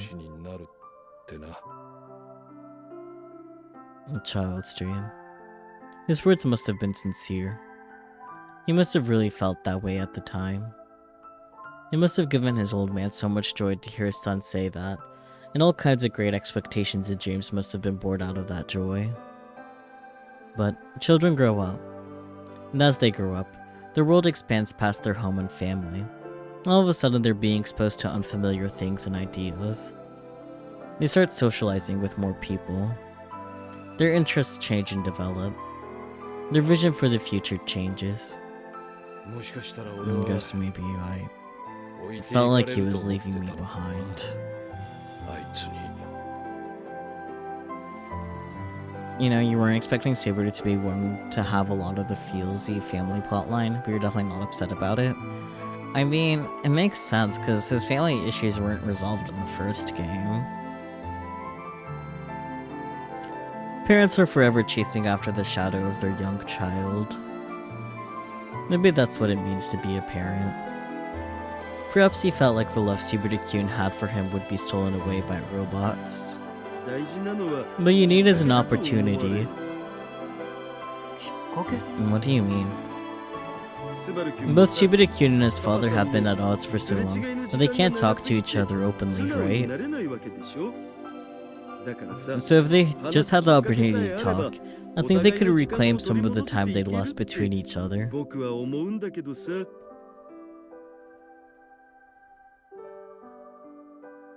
That fated incident earlier this year should have been that chance, but they let it slip past them. And that lost opportunity created another huge wall between the two of them. But it's not as though there aren't more chances. We can create as many as are necessary, at least I believe so. Do you have a moment? Yoshio-kun asks as he stands up, looking like he's been thinking about something. There's somewhere I want to bring you.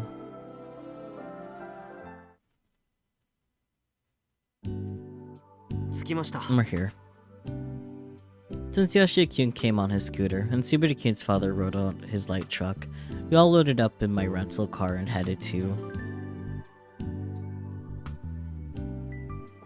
Is this the old Tanegashima airport? That's right. So, what are we doing at an old airport? This is where it all happened. This is where our Robotics Club built Gun Build.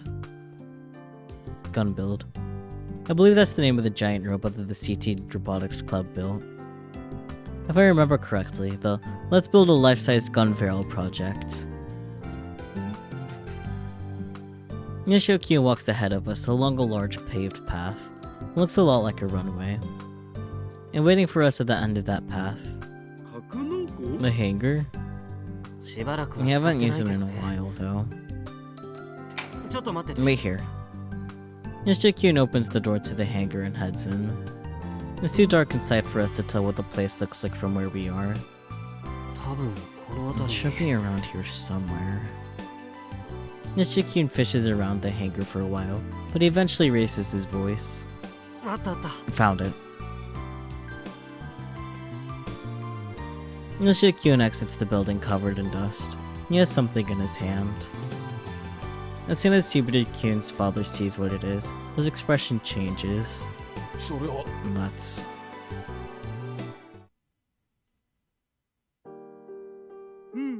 Uh-huh. Daddy will be home soon, okay? I'll bring back lots of souvenirs, so you be a good girl.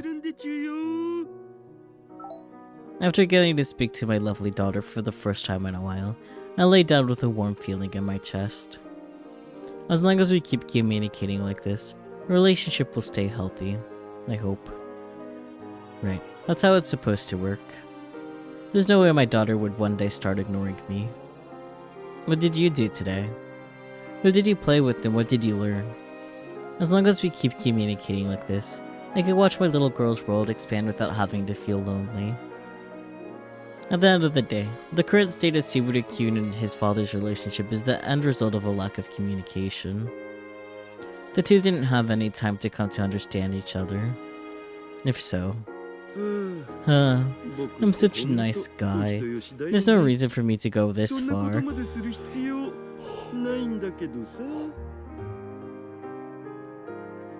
But I'm already all aboard this train. I've got no choice but to ride it all the way to the last station. In the end, the monster has to grow huge and do battle with a giant robot. A giant robot? That's impossible, lol.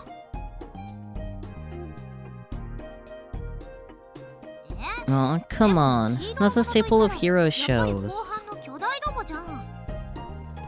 Nice toy manufacturers, bro. What if the enemy monster gets horny for Mr. Pallades? Excuse me? The Americans would love to see Mr. Pallades get all wrapped up in tentacles. You're the only one that wants to see that, Fraubo. Enter Yoshi-senpai and his love for Pallades. Why does Kai show up all of a sudden?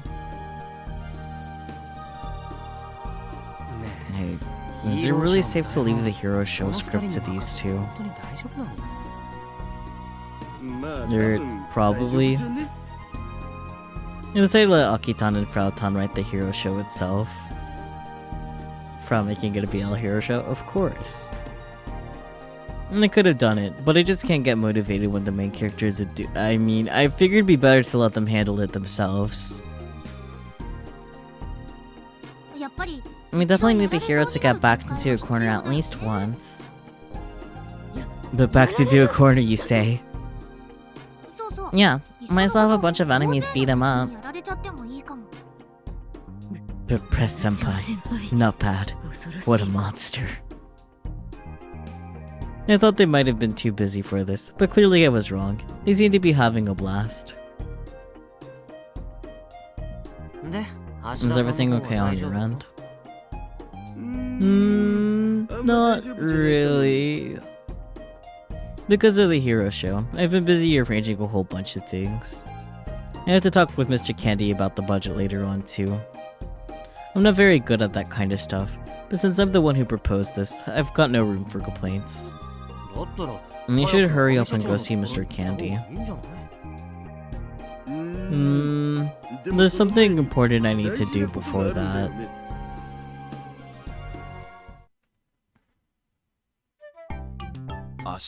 Tomorrow? Replies Subaru with a frown. He's currently groaning at the agenda in his hand. His father made the exact same face. Like father, like son. Maybe that's why they're at odds with each other. Isn't it obvious? I don't have time for anything like that. Come on, you're just gonna sit there and groan the whole time anyway. You might as well hang out with us for a bit. Where are we going exactly? If you can tell me that, I'll reconsider. Do you really want to know? I mean, yes. Okay, but it's a secret.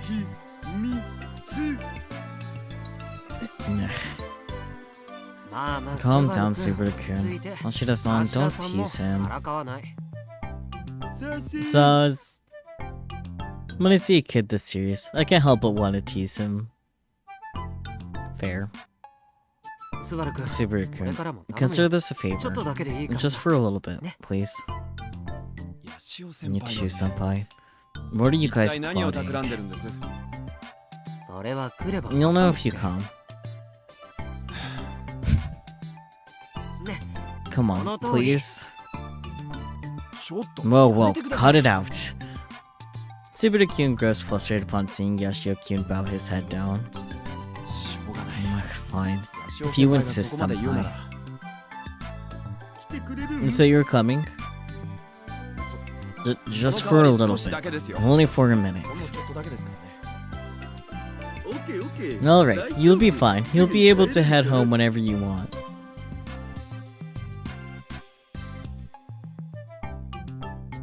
Was it okay to say that? You'll be fine. If I told him the truth, he would never agree to show up. Sure, but... You have to be forceful with kids like him. Otherwise, they'll never change. Jeez, kids can be tough nuts to crack. Hashida-san. There you are. I was looking for you. Oh. Mr. President's waiting for you. Roger that. Anyway, Yoshio-kun, I'll see you tomorrow.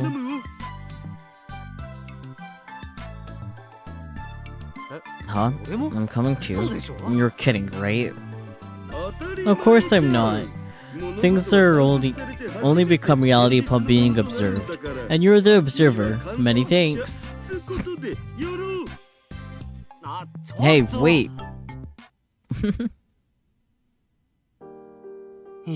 And he's gone.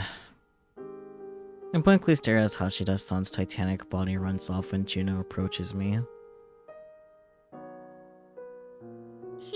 How's Hidaka-kun doing? Do you think he'll make it?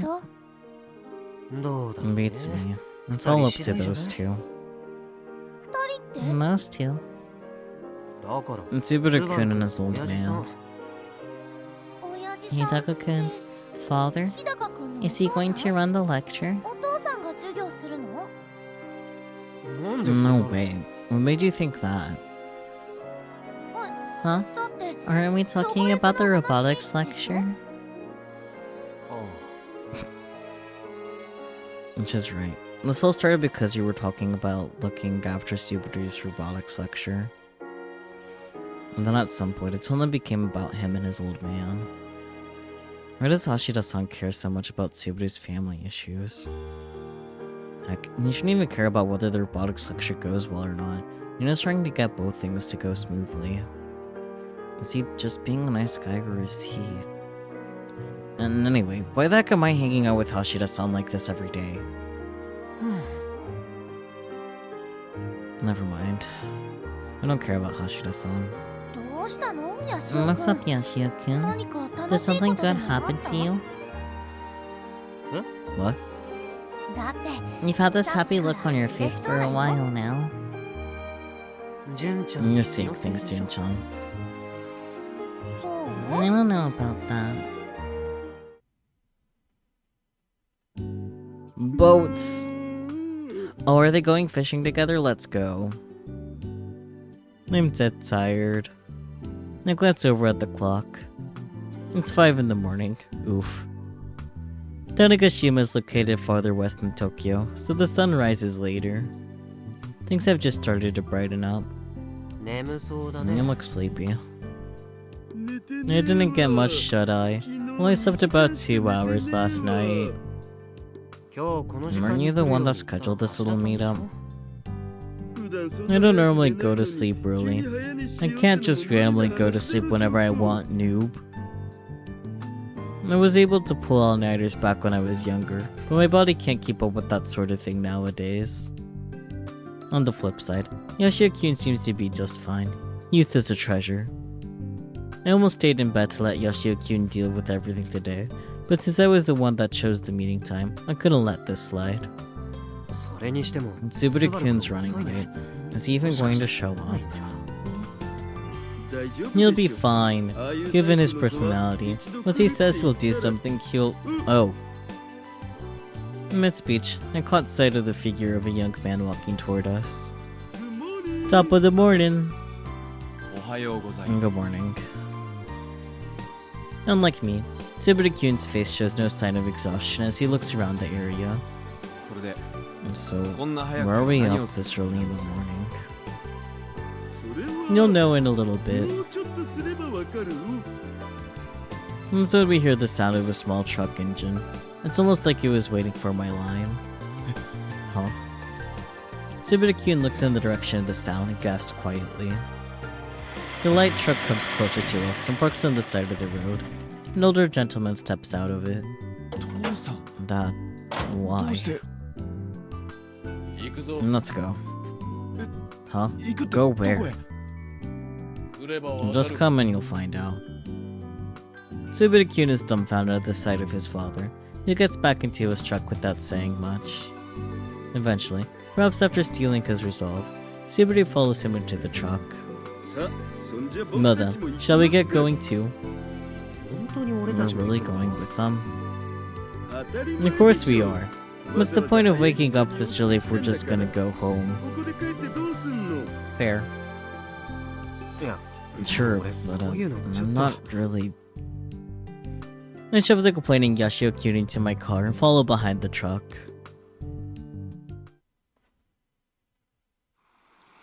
An hour later.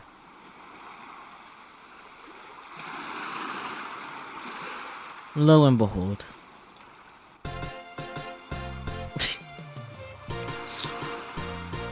We're at sea. Hey, hold on tight over there. Yes, sir. Whoa.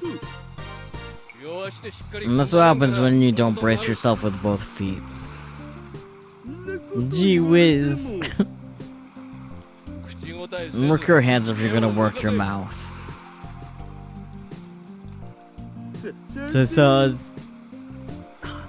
Hey, can you explain why we have to participate in this? I know, right? This is definitely not what I had planned.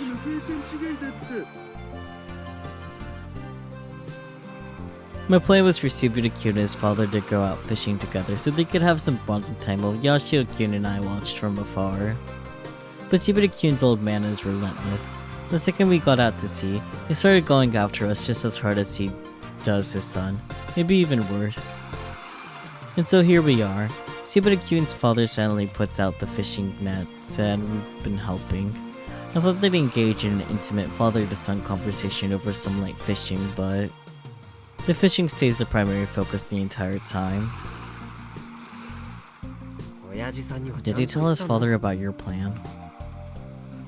Of course I did. I told them that they should talk to each other and come to an understanding. And look where that ended up. Hey, less talking, more working. Okay. Why does it shake so much?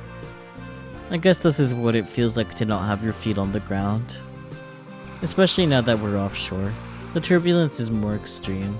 It feels like we're twisting and turning all over the place. And thanks to that, the bread I ate from the convenience store prior to coming here is gone one hell of a journey through my stomach. I may have underestimated the ocean a little bit. Are you okay? You're looking pale. I'm not okay.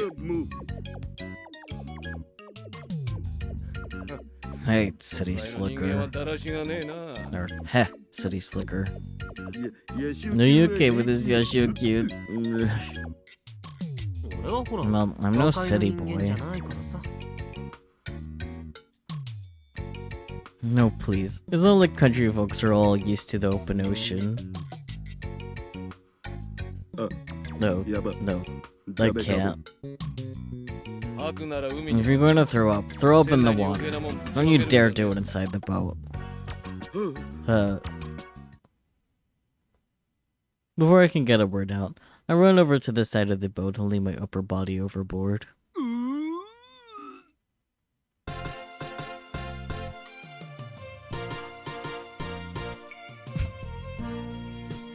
Just the pants of the sunset. Or sunrise, I guess.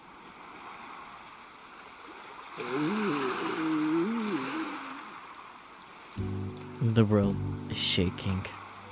Both earth and steel are thought to be rock solid, but when observed over a long period of time, even they flow like water. Maybe now that I'm drifting and rocking like this, I've become one with the world.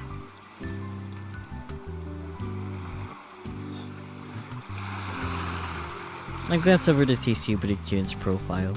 He's standing right next to me. Is he worried about me? This is my first thought, but I quickly noticed that he's looking in a completely different direction, paying no mind to me. I follow his gaze, not the end of it. He's a man of the sea, guiding the nets while beads of sweat roll down his forehead. Dad. Every morning before daybreak, this man has been coming out to sea to support his family, awkward as he may be. What does Subaru-kun see in his father's back right now? Reverence, awe, or perhaps...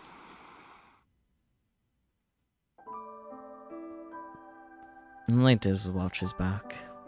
When I was little. I wanted to become a fisherman. Every single day. My father would go out fishing before sunrise and come back home in the afternoon. Once home, he'd go out drinking with his neighborhood fishing buddies and go to sleep by sundown. We barely ever crossed paths because of the way he lived his life. Still I wanted to be like Dad. Yes. And that feeling was genuine. At the time, I really felt, from the bottom of my heart, that I wanted to become a fisherman like Dad. That's just how broad his back looked to me. Broad and reliable, but also scary. Nah. Look at this dweeb. What do you want to be when you grow up, Subaru? A fisherman. I want to be just like you, Dad. I want to become a fisherman just like you, Dad. That's right, a fisherman, eh? That means your old man's gonna work extra hard so the two of us can go fishing together when we get older. Of course he's always been a nerd. Have you seen this kid?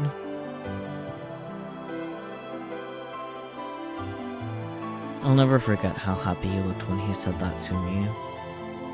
On that day.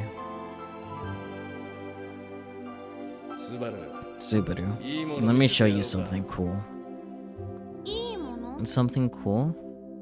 What do you think this is? My father wore a bashful smile on his tanned face as he handed me a large box. It was the robot building kit that I had always wanted. It wasn't a bipedal model. Those were expensive back then. It was a quadrupedal, the animal type. But even then, I was so happy. It wasn't just that he got me a robot. It was that he got me a present. That in and of itself was enough to put me in high spirits. You're a smart kid, Subaru. I'm sure you'll finish this thing in no time.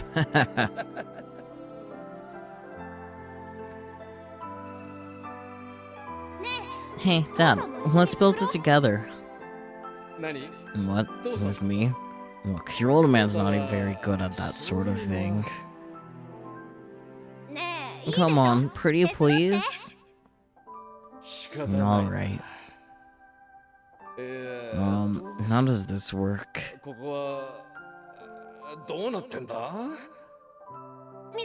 Let me see, this goes here. See, I'm not very good at this kind of thing. On that day, Dad wore a bright smile on his face as we built the robot together. And that's right. That's why I fell more and more in love with robots. It was because he looked so happy. If I built robots, I'd be able to make my father happy.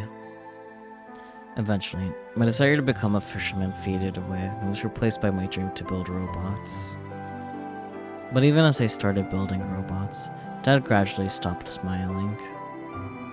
I thought that if I made more impressive robots, maybe he'd smile again. But the harder I worked on them, the less happy he became. I want to be just like you, Dad. Dad. That wasn't a lie. I really wanted to be like you. But now, right now, Dad. Despite calling out to him, he doesn't turn around. He stays focused on his nuts. But I continue speaking nonetheless. Dad, I'm sorry. I'm so sorry, Dad.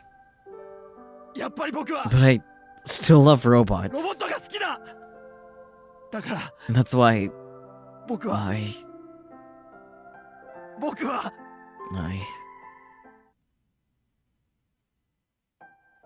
Subaru-kun. Well, Hashida-san lies on the side like a dead sea lion. Subaru sadly watches his father's back. I have no clue what's going on in his mind right now. Is he thinking about his childhood? His future? Subaru keeps watching his father's... Subaru keeps watching his father guide the fishing nets. Then finally... Dad. He resolutely calls out to him. But his father just keeps tending to the nets. He must have heard him. Even I heard him. There's no way his ears are that bad. Dad, I'm sorry.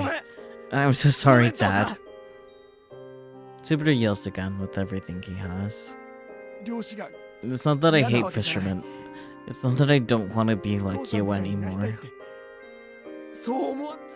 But I still love robots. Subaru yells his heart out. Everything he could never say. Everything he wanted to say. He screams it all out. That's why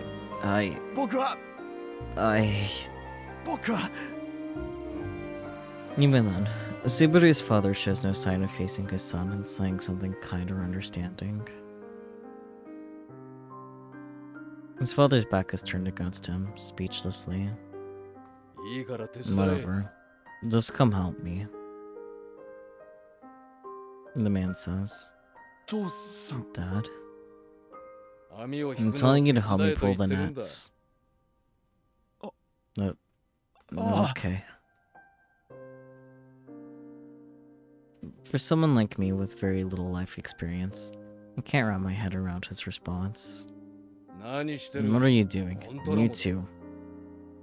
Huh? Me? Godspeed, Yoshio-kyun. I mean the both of you. Are you serious? And so we pulled nets for the rest of the day, confusion lingering in our hearts. This is weird. How did this happen? The plan was for the two of them to work together on the boat and learn the importance of acknowledging one another, thereby deepening their familial love. And if things went well, they would have returned to shore as close as could be. Then they'd take a bath together, wash each other's backs, and reclaim the time that they'd lost. So why did it turn out like this?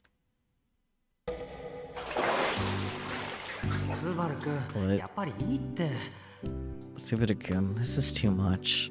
There's no reason to hesitate at this point. Yeah, but... My has it come to this? I'm sorry, for making you tag along for this. Don't mind. Everybody needs a breather every once in a while. The fishing itself went pretty well. Having said that, since this was my first time, I don't know if he really had a good catch or not. But it wasn't a total bust. Subaru-kun's father seemed pretty satisfied with it, so it can't have been all bad. After fishing, we took the catch and went back to Subaru-kun's place. And what was waiting for us there was a hot bath. Much appreciated after getting sticky in all that seawater. We were discussing who should go first, but none of that ended up mattering. Subaru's old man insisted we all go in together. I totally get Yoshio-kun and Subaru-kun getting in together. They're both high school buddies who have spent countless hours together. They always have a lot of catching up to do. But do I really belong with them? My attempt at persuading Subaru's father otherwise ended up in failure, so here I am. And I admire you, Yoshio-senpai. Seriously? You found what you want to do and are taking the necessary steps to make it a reality. That's incredible. No. Yeah, well, it took me right up until graduation to figure that out. Compared to me, you're way more incredible for finding out what you want to do so early in life. But I'm a coward for being too afraid of the wall in front of me. I've been stuck in place this whole time. Besides, I don't think it's ever too early or too late to pursue your dreams.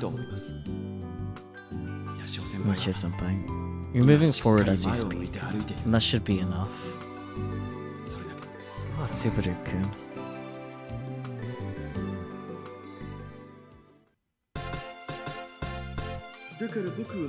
That's why Huh? I knew it. You haven't realized my true feelings. Feelings? Do you mean... Yoshio-senpai, you have such a broad back. Gosh, Subaru-kun, what are you doing? What am I doing? Isn't it obvious? No, don't touch me.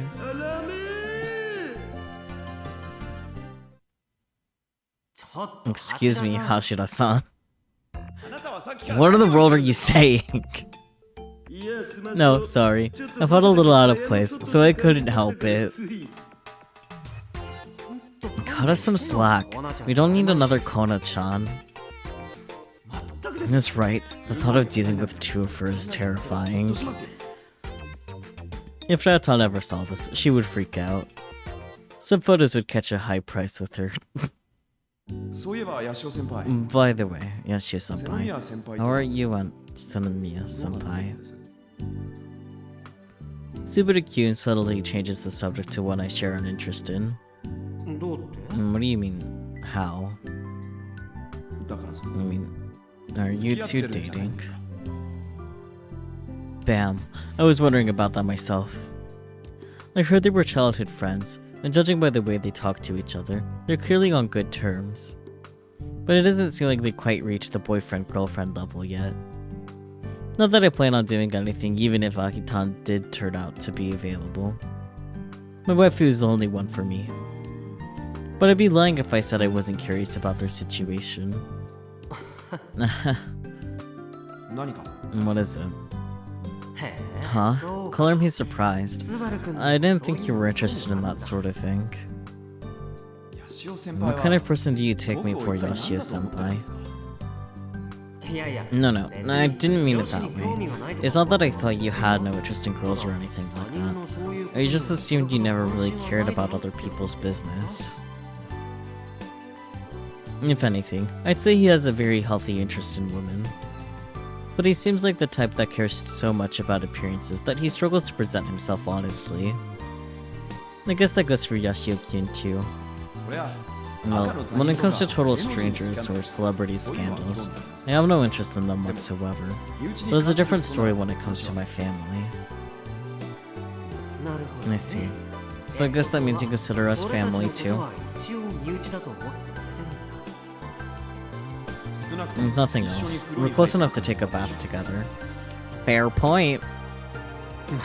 True enough. It'd also make me family, given that I'm bathing in the same tub. Unfortunately, I don't have much to say on the topic. Is that so? Really? Nothing at all? I mean, I'm studying for college. That has nothing to do with it. There are plenty of people who are in relationships while they study for college. Everyone's different though, right? It sucks, but right now, I'm already overwhelmed with my own issues, never mind anything else. He's so young. If he keeps telling himself that, he's gonna be my age before he knows it. He should be trying to experience whatever he can while he's able to. Granted, that's a weird thing to say to the kids who've saved the world. And that may be true for you, Yashio-senpai, but it's not necessarily the case with some of Mia-senpai. The socially awkward Tsubiri-kun actually speaks the truth on this one. Miki-chan said, she said that's important for me to pursue my dreams, that she support me no matter what. Do you think she's being sincere, Yashio-senpai? No, it really isn't my place to say any of this. I'm sorry. It's alright. Look at these two. Love, future, dreams. They have so much to think about, and it may be hard right now, but one day, all of these things will come to a head. Once you're an adult and have to deal with real-life problems, it's too late. So think long and hard about this stuff while you still can. Jeez, I'm really starting to sound like an old man. Whoa! As soon as we get out of the bath, we're greeted with a whole array of food on the dinner table. Subaru-kun's father clearly got the jump on us, as he's sitting down with his glass of beer half empty already. Yoshi-kun takes the seat facing Subaru-kun, who's sitting next to his old man, so I take the seat facing him out of necessity. Once I park myself, he merely holds out a bottle of beer. Here. No, I'm okay. When I reluctantly refuse the bottle of beer, Subaru-kun's father frowns at me. You saying you can't drink my alcohol? I mean, I did drive here, so... I'm not a drinker. No, I am. I'll have some. I hurriedly hold my glass out, and he pours the amber-colored liquid into it. That's good, that's good. Come on, chug it down. Chug, chug. Go. Hey, I'm up in my years now. I'm known to go drinking with pals these days. Heck, just the other day, one of my buddies... let's not go there right now. Anyway, I don't really feel it's appropriate to start drinking so early in the day. But the feeling of this being kind of taboo makes the beer taste even better. This is the life. I like the way you drink. Here, have another. Oh, no. Let me serve you first. Oh, well then. Much obliged. That's good. Nachida-san, I thought you were seasick. That was when I was on the boat. Now that I'm on land again, I'm back in the game. And any leftover nausea got washed away along with my sweat during our bath. Isn't that swell? By the way, Yashio-kun. That's right, Yashio-kun. Here, have a drink. I can't, I'm not old enough yet. Don't be so serious. Here. His stand probably hides how drunk he already is. Subaru-kun's father tries to pour beer into Yashio-kun's cup. Dad, stop it. You can't force someone to drink. Subaru-kun returns from helping his mother in the kitchen and stops his father in his tracks. He lowers the bottle with a sour expression on his face. When you always gotta be so straight-laced. You ain't never gonna be a man of the sea with an attitude like that. Subaru-kun's face tenses up for a second reaction to those words. Man of the sea. If it's still against Subaru-kun pursuing... Is he still against Subaru-kun pursuing a career in robotics?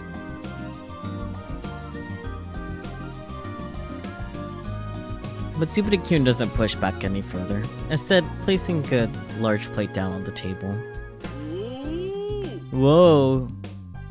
It's covered in all kinds of meaty pieces of sashimi. Wait, is this... fish we just caught. Damn good. Let's dig in! I don't hesitate to reach for the sashimi. It's so good! Not there is a broad club cuttlefish. Oh boy.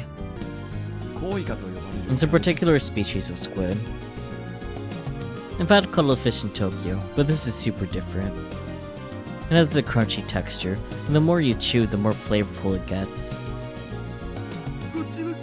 And this fish is delicious too. Those are Barrack's splendens, and those are manbiki. Manbiki? And they're called dolphin fish over on your end of the coast. They're pretty fast, so you don't see them served as sashimi much. What is it? Nothing. I just didn't think you were so knowledgeable about fish. Of course I am. I am a... Subaru cuts himself off mid-sentence. I set this up so the two of them could come together, but I guess it's all the same. These two have probably been this way for a long time. When one side tries to get closer, the other side backs away. They've maintained the same distance from each other this way since forever. But at this rate, nothing will change. I need to show that I'm an adult and lay it out like it is. Or so I thought. Let's go. Bottoms up. Oh, thank you.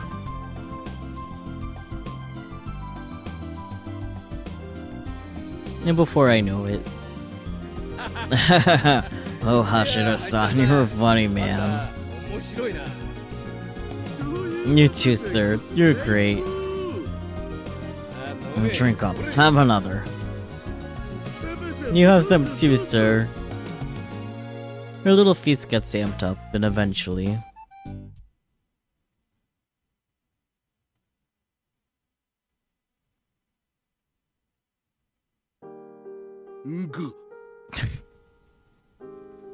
Hashida-san is lying on the floor with his arms spread wide, making a weird noise.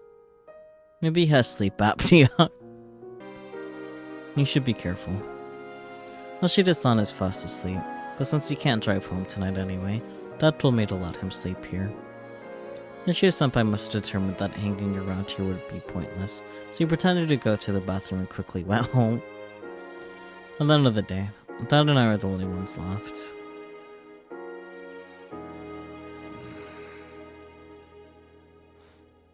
Dad is still drinking on his own. I personally struggle to understand what's so great about alcohol. He starts drinking with his buddies early on in the day. In all honesty, at some point I started resenting seeing adults like that. You'll understand once you become an adult fisherman. That's what Dad always told me, but... Dad. I pour some water into a cup and offer it to him. You shouldn't drink so much. It's bad for your health. He nods slightly, takes the cup, chunks it at one go, and slowly stands himself up. After all that drinking, his feet are still firm. Are you going to bed? Yeah. Give Hashida-san a blanket, would you? That's the last thing he says before trying to leave the living room. It's all the same. Nothing has changed. You haven't closed the distance between us at all.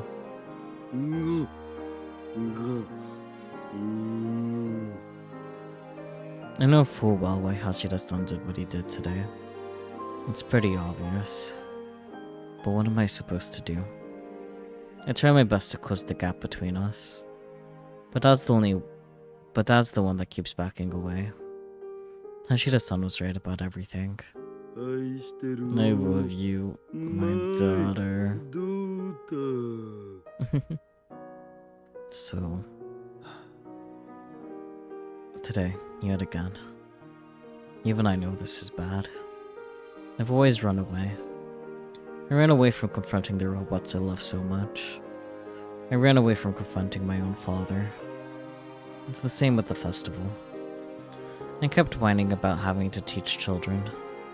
Kids are obnoxious, insane, and they don't understand words. So I didn't want anything to do with them. I had no intention of dealing with them. But maybe, just maybe, if I faced them head on, if I were able to confront my demons head on, and succeed, then could we have come to an understanding? Maybe we can. No, it's not about can or can't. It's about whether I want to or not. That's why Dad. Just as my father is about to disappear past the door, I unconsciously call out to him. He freezes in place, ready to close the door.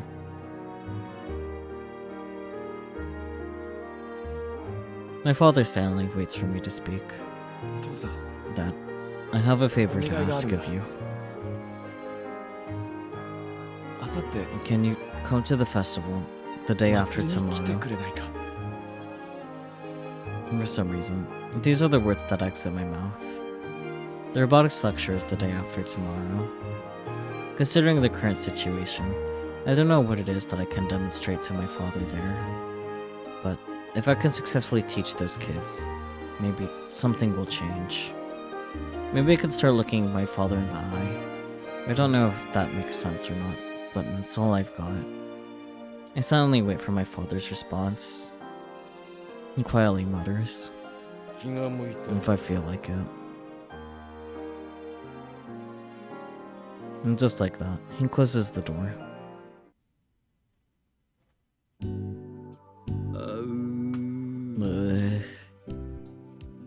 It shouldn't be any brighter than usual, but somehow it feels that way.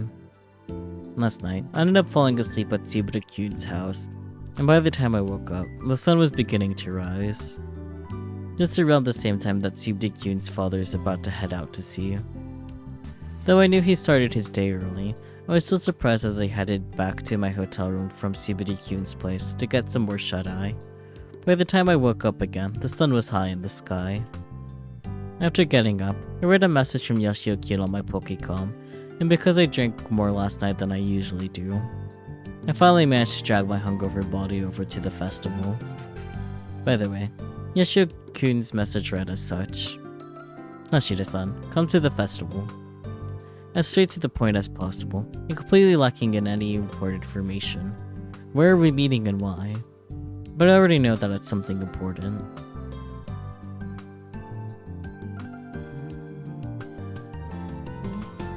As soon as I arrive, Yoshio-kun is, of course, already there.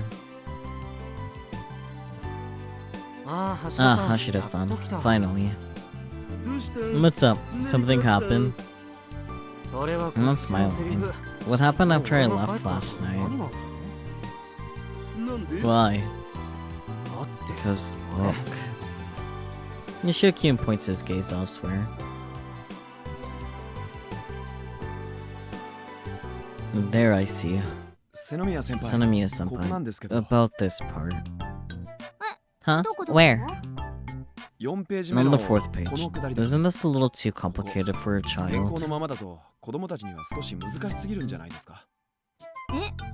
You think so?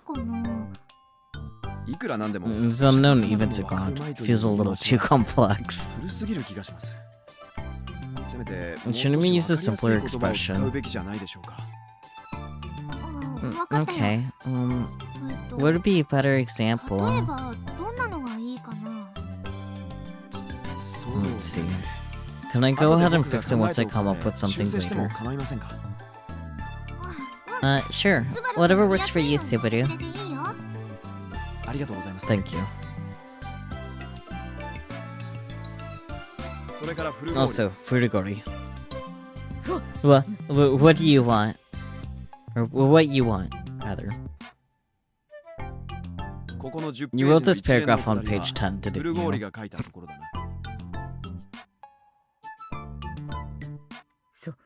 Sauce, please. Sauce? Oh, my source. I mean, I just know. You can't make accusations like that without a source. Sanemiya-senpai would never write about Kabedon, nor would she write about how the enemy leader is actually the hero's estranged brother, or how they fall in love. You useless scum. Call the manager.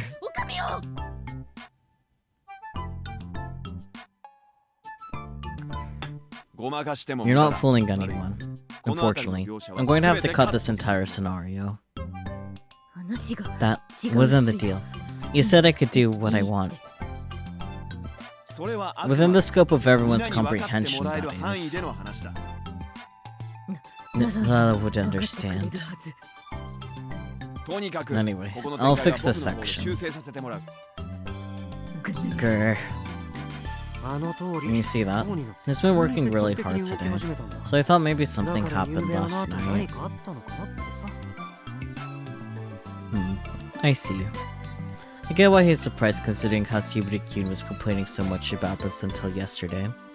Now all of a sudden he's aggressively putting himself at the center of the robotics lecture preparations. Even I'm shocked. Despite my best efforts to have them come together on the boat yesterday, neither of them made much ground.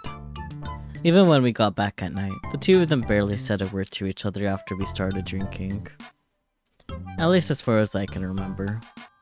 I mean, I did fall asleep. Well, you know, I worked a little magic. No biggie though. Crap.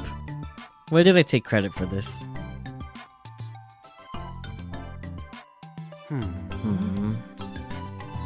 Something wrong? No. Ugh, it's true that I have no idea what happened, but I did create the opportunity for something to go down yesterday, indirectly leading to Subaru-kun being motivated today. I deserve some credit, right? Hey, Subaru. Subaru. Don't call me that. It's Subaru-san or Mr. Subaru. Ah, Subaru-san or Subaru Oni-san. That's what he said. Fine. Big brother Subaru. Big bro. I suppose that's fine. Can you repair the robot at our house? Shouldn't you ask Doc instead? But if we ask Grandpa, he'll start lecturing us. That he would. But then you might as well learn how to fix it yourselves. It's more fun that way. Do you think I can do it? Sure, you just have to learn how. Really? What about me? Can I do it too? Of course. Hey, what about girls? Can girls do it too? Absolutely. Hideko-kun is amazing. He's already getting along with my brothers. I'm seriously shocked. I never knew Four Eyes was the Shota lover. Frau. And just like that, Lucky-tan and Frau-tan are showering Subaru-kun with praise. The surprise is well warranted. Until just the other day, you could barely communicate with children. Now look at him. The biggest difference is how he looks at them. He squats down to their eye level when talking to them. This helps close the sense of distance between them, making him easier to talk to. Knowing Subaru-kun, he probably learned that Samura is applying it to this. And it's no mistake that at the center of all these changes lies the issue with his own father. I don't know what Subaru-kun plans to do, but watching him become motivated, I get the feeling that there's nothing to be worried about. All I need to do now is watch from afar as an adult. Well, I might as well give him one last push. Jeez, I'm way too nice sometimes. But that's also something my waifu loves about me. At long last, the day of the robotics lecture has arrived. Including the pre-festival activities, the Wazaika Gun Festival has been running for 2 weeks now. These last 3 days will be its grand climax. There are way more events occurring during these 3 days than up until now. The festival's crowdedness is proportionate to the excitement of the final days. And today is the second of the 3 days. Among all of these events, the robotics lecture should have been the least exciting. But because of the added value of it being a hero show, it became one of the main attractions. There are billboards that read Mr. Palladi's stage show all around the festival, and folks are handing out flyers too. By the blessings of the Seven Sisters, I descend to Earth from 400 light years away. I am Mr. Pallades. The flyer even includes the iconic line he recites upon appearing.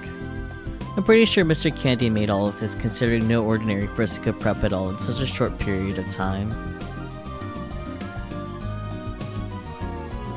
That being said, I've also done my part.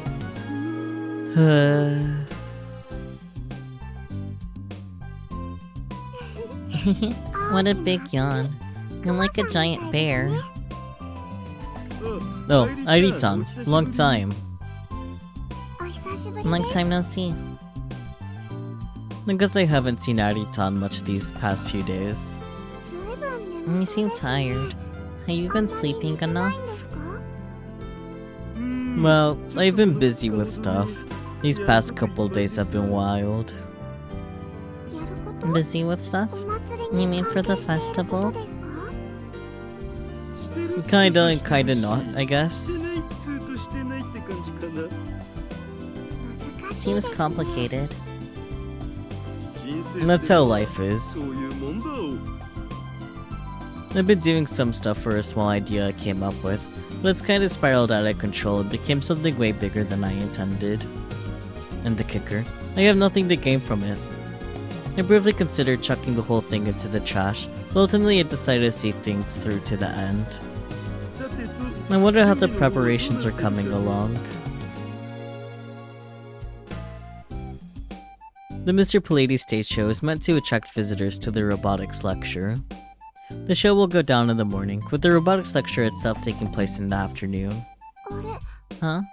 Is something going on? Airi-tan whispers as she steps into the green room. Aki-tan and the others have already gathered there, looking worse for wear. What do we do? It's over. It's totally over. Come on, Frau Bo. Don't give up so easily.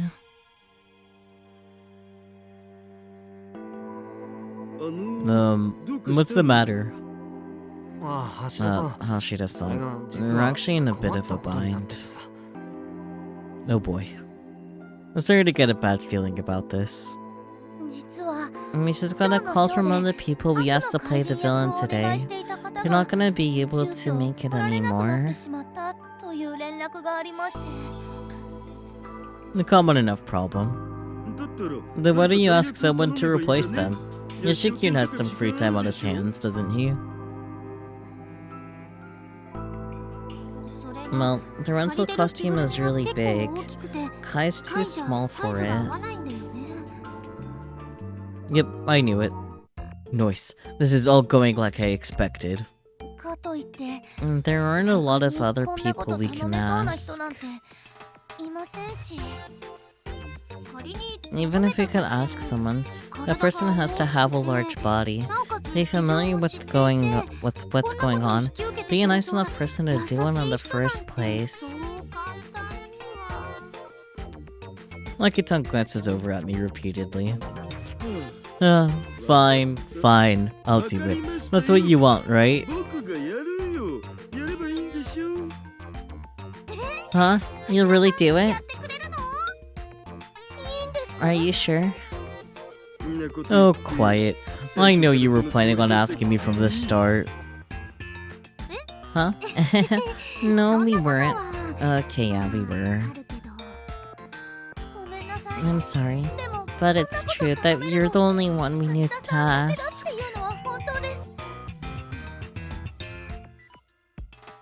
The villain probably doesn't have that many lines anyway.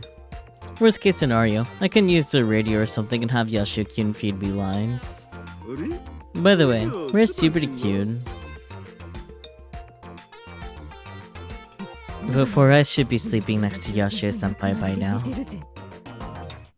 I am not!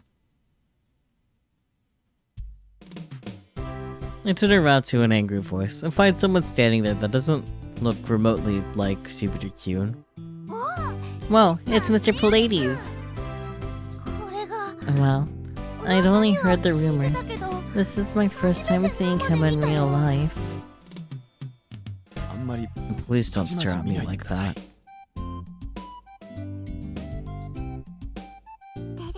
No need to be shy. You look really cool. Sure he does. Really? No need to be shy. You look really cool. Yeah, I love when my hand clips through my jacket. You're definitely making fun of me. How did you know? Can you read minds? It's obvious to anyone with that smirk on your face. And these two actually make a great pair. So, what are we doing about the villain?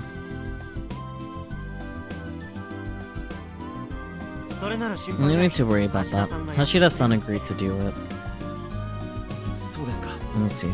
I'm really sorry about this. We keep having to rely on you for so much. Subaru-kyun bows deeply. Given the way he's dressed, this all feels a wee bit awkward. But still, he looks awesome. I heard he got into a heated debate with Akitan about whether or not robots require faces, but if he voluntarily dresses like this, he's definitely on the same side as Akitan. Is there something on my face? Yeah, there is. No, he just reminded me of a friend of mine. Me? Yeah, you. Or, more specifically, the words of Mr. Pallades. Man, I wonder who Daughter's talking about. You're saying there are more perverts like this? Pot, kettle, black, frutigori.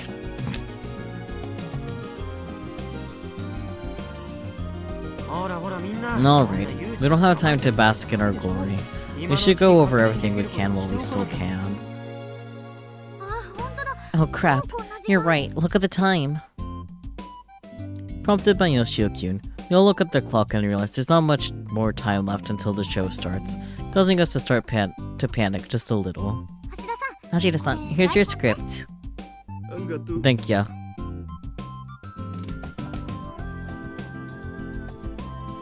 I take the contents of the script. It's pretty much what I expected. My role is to kidnap the MC lady and get beat up by Mr. Pallades. Wait a sec. Who's the MC gonna be then? Oh, Hashida-san. This is your costume. Does it fit? Oh? Yeah, it should. The villain costume is hanging in the back of the room.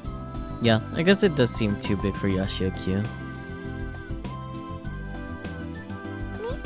I'm the same, Mr. Pallades. You have to put on makeup. Makeup? I don't need to. Yes, you do. You'll have to look good, even from behind. Is that how makeup works? Yes. Subaru-kyun ain't got nothing on Narita. She basically forces him to sit in the chair so she can apply makeup on him.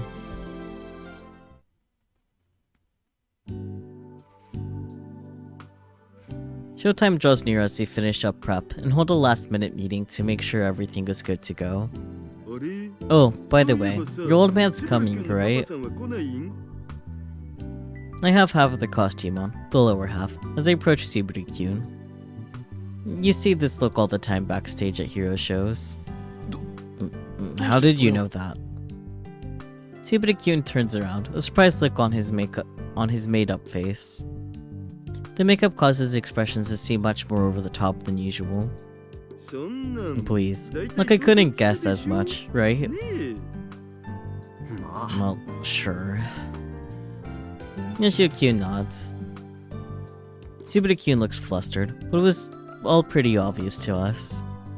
His sudden burst of motivation had to have been because of his daddy issues.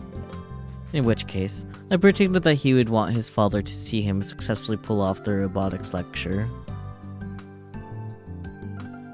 And I want him to see the lecture side, not the show, so I told him to come in the afternoon. But he didn't give me the straight answer. I don't know if he's actually going to show up or not. Anyway, I can't let him see me like this. I told my dad that I want him to see what I want to do in the future. If he sees me like this... Mid-sentence, someone comes rushing into the room. Sorry I'm late. I got stuck at the JAXA booth.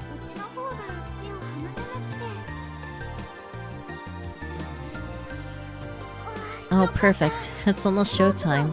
Have you memorized your lines? Yep, I have them all perfectly memorized. Awesome. Is Naya-tan doing something for the show? Yep. I was asked to be the show's MC. Oh, so Naya-tan is the MC. That's reassuring. 5 minutes till the go time. Everyone start taking your positions. It looks like we'll have a full house too. Nagi-tan communicates with the staff and flashes us a signal. It's time to get ready. Okay, Hashida-san, let's put on your top half. Hold on a sec. I grip the thing in my hand that I snuck in. What's that? It's nothing. It's like a lucky charm. Wow, you? A lucky charm? Are you nervous? Heck yeah! My chest is about to explode from all this anxiety. You sure don't look like it. Of course I don't. All I have to do is wear this costume and act crazy. There's nothing for me to feel nervous about. Oh, by the way, someone was pacing around near the entrance, so I brought him in. Upon being prompted by Naya-tan, the man in question steps out of the shadows. But... Subaru-kun stands up quickly and knocks his chair over as the person appears below the light. Dad? Why? Subaru, is this what you wanted me to see? No, But you're the one who wanted me to come see you. You have it wrong, Dad. I said you should come in the afternoon. Subaru, talk later. You have to get moving. The show's about to start. Please say it's on me, senpai. I need to clear something up with my Whatever. Let's go.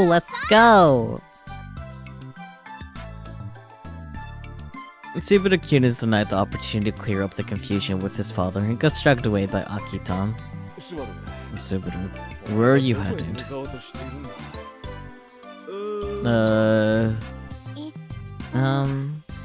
Was I not supposed to do that?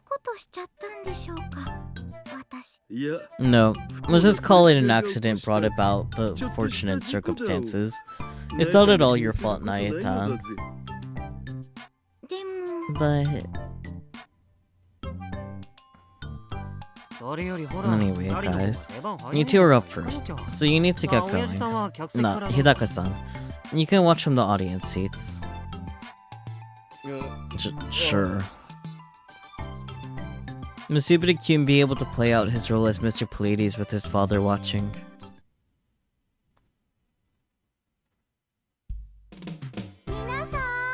Hi everyone! How are you all doing today? The Mosaika Gun Festival has entered its final 2 days. I hope you all have fun.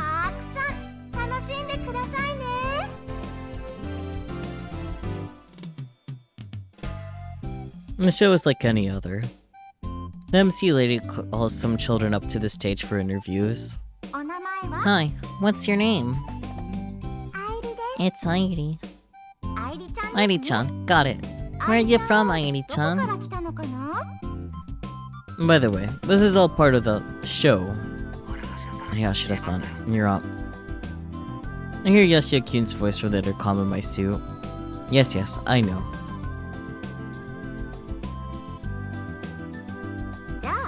Okay, one more question. Do you like robots, Airi-chan? Robots are...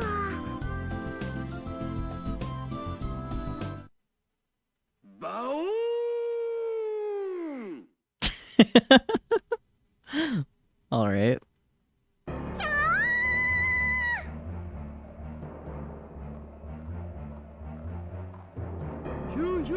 Yeah, my name. Ashida-san. It's not my name it's I am. Alright, I am. Oh hey, they're laughing. I am the gourd ghost, Yota man. I take your salts and horses and eat them. If I can't find any, I'll kidnap one of you and eat you alive. Alright.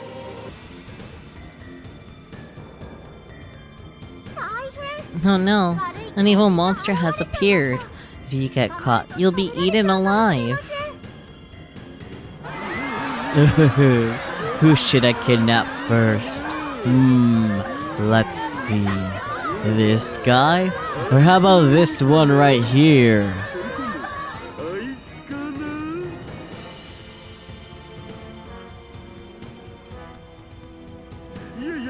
Let's go with this one.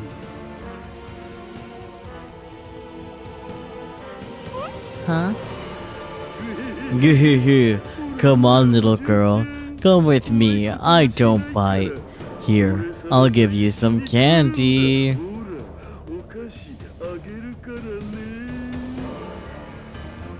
Now you just sound like a pervert. Yeah, help. This is bad. Airi-chan's been kidnapped. Remember, kids, don't go with people who offer you candy. It's time for me to eat this cute little girl.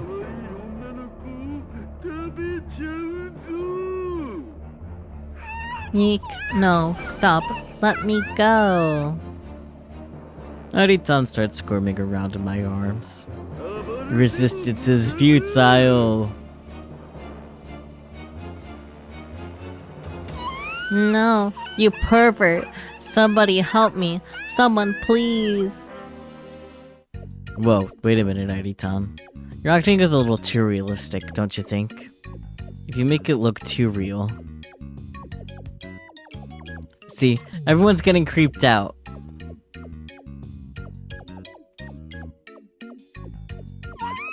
No, stop.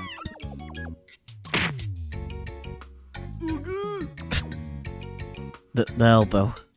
Airi-chan's elbow hit the pit of my stomach, almost causing me to fall to my knees. Are you alright, Hashida-san? Take it easy on me, Airi-chan. Nice-san, let's move things along quickly. This is bad. Airi-chan's gonna be eaten by the evil monster. If only he was here. Help me, Mr. Pallades. That's right. If only the Arbiter of Justice, Mr. Pallades, was here. I know. Let's all call for Mr. Pallades together. I know he'll answer our calls. Okay, let's all call his name on the count of 3.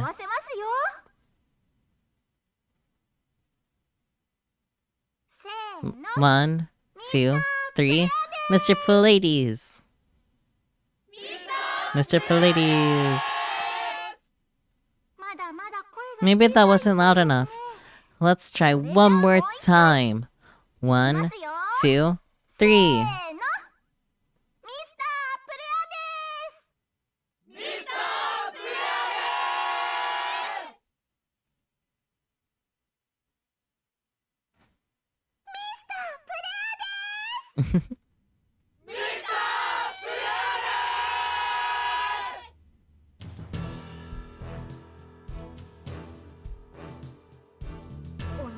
Wait, this song.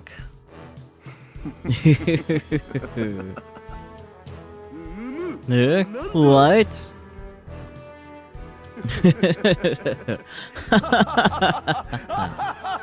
Oh my. Who are you?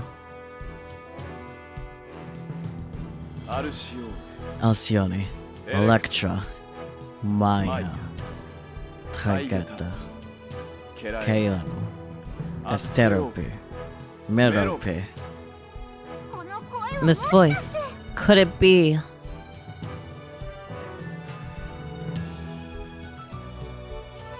By the blessings of the Seven Sisters, it is sent to Earth from 400 light years away.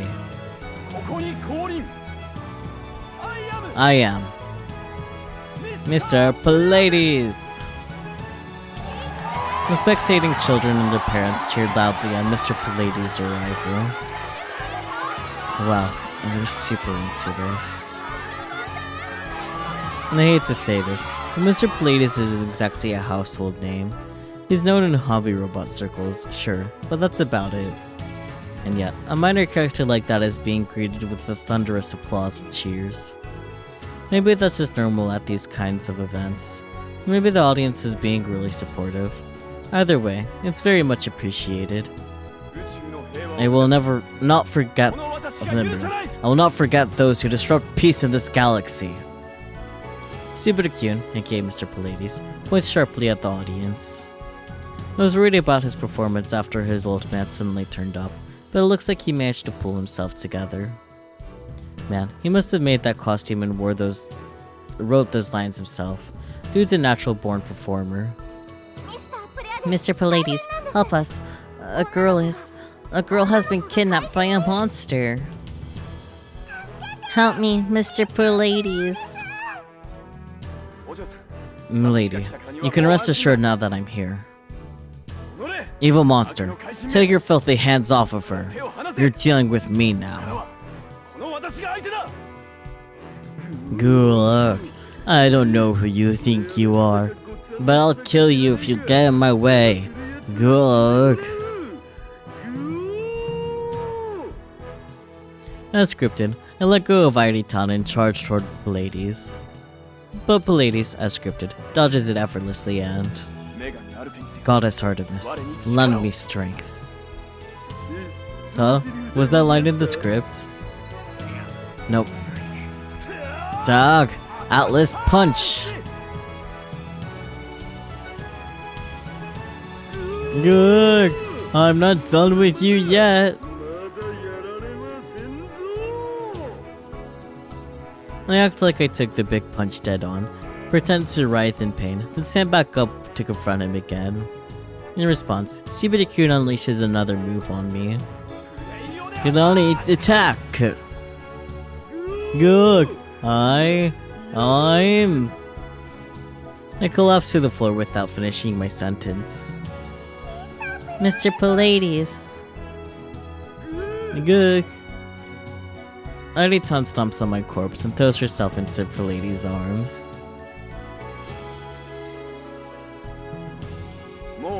Everything will be okay now, milady. Thank you, Pallades. Based on the script that Akitan and Frau Tan wrote, this is where it ends happily ever after. Given the two people involved, this is a shockingly normal script for a superhero show. But ending things like this would be way too cliche. So... Grrrr. I slowly get back up, pretending to squeeze out my last remaining strength.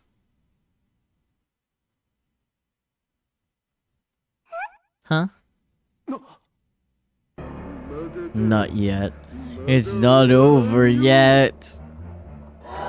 Subaru and the others are taken aback by the unscripted turn of events. On the other hand, the audience is leaning further into the performance, which they thought was about to end. This is where the real show begins. Hey, hush this up. What are you doing? Don't worry, just leave it to me.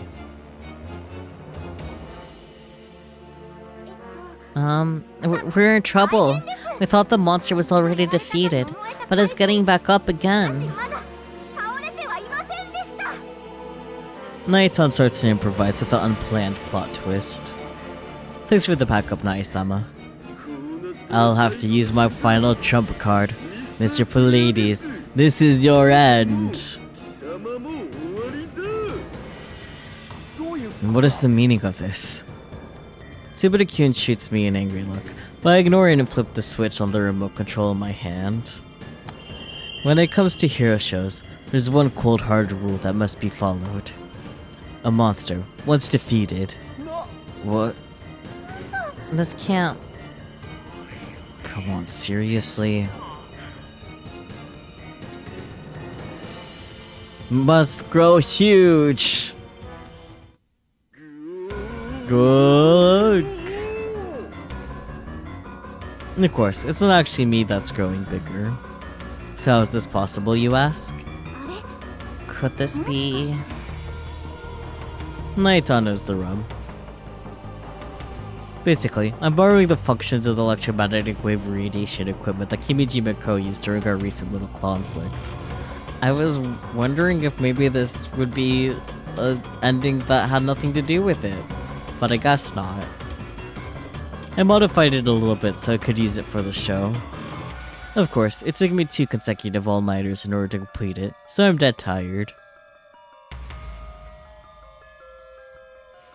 But now the show is sure to be a massive hit. Oh no. I figured everyone was used to seeing this sort of thing after all that Kimijima-ko business. But no, the crowd is freaking out. Maybe this was all too sudden, maybe too close. Everyone, please stay calm. Pallades will defeat this evil beast for us. Naiton immediately jumps into support mode. Thanks to her, the audience understands that this is still part of the show, causing them to calm down.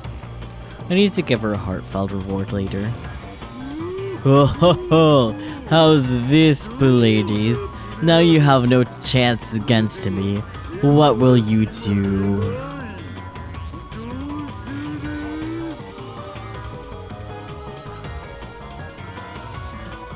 What will I do?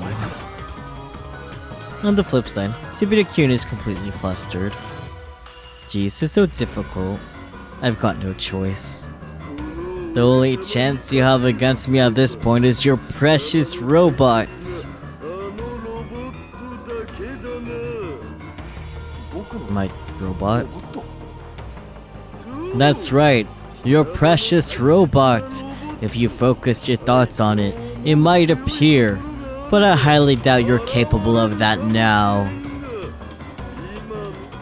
My precious robot.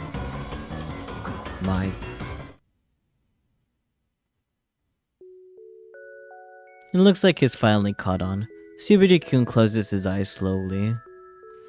He then clenches a fist in front of his chest. My precious. If he has strong feelings toward what is dear to him, basically, if his delusion is strong enough, the vision in his head will be projected to everyone else. I'm gonna bet that it's M45. And then, just like that, something shines in the distant sky. Accompanied by a blast of sound, a large object splits the white clouds and flies straight down from the heavens. Oh, no. Fair enough. It was the robot that was relevant in all the flashbacks, I guess, not M45. There's a burst of smoke. The shadow standing within it is directly in front of my massive monster body. It's... It's definitely a robot. But it isn't at all the humanoid robot I was expecting. Instead, it's a puppy-like quadrupedal robot. My plan was for Mr. Pallades' main robot, the M45, to show up here and defeat the monster, making the crowd go mad and end the show on a high note. Glad to know the Dart was thinking the same thing I was thinking. But the arrival of such an unexpected robot has left everyone in the venue puzzled. Well, except for two people.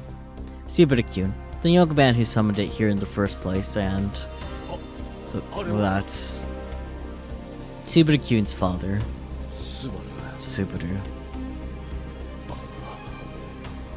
What do I do now? My plan is a total bust. But now that we've come this far, there's no turning back. Hehehe. You thought you could defeat me with that pathetic robot? This galaxy is mine to rule now. Die! I throw a punch at the quadrupedal robot standing in front of me expressionlessly. I expected to offer some kind of resistance, but instead, the robot pathetically rolls backward after making metallic clanking noise. It doesn't even try to get back up. Weak, weak, weak, weak, weak! It's all over now. The audience is barely reacting. They appear to be dumbfounded by this whole thing. Keeping the show going any longer will do us no good. They approach the robot once again to try to get things under control. Then... You can do it. The kids in the crowd start to cheer. Don't lose, Pallades. You can do it, Pallades. Beat him up! Pallades. The voices cheering for Pallades grow louder and louder, soon unifying together into a steady chant. Pallades, Pallades.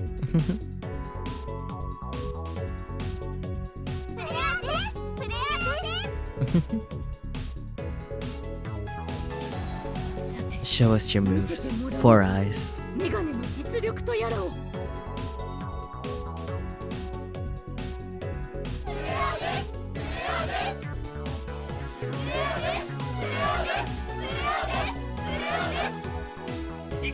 Go, Subaru-kun.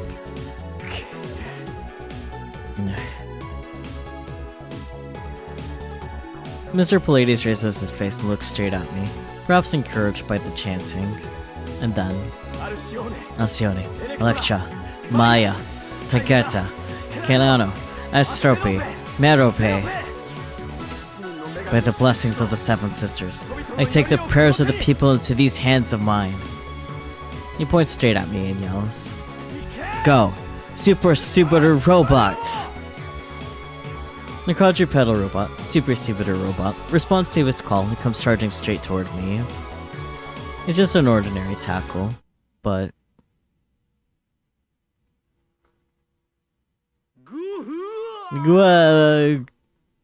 It's more than enough to take down the evil monster.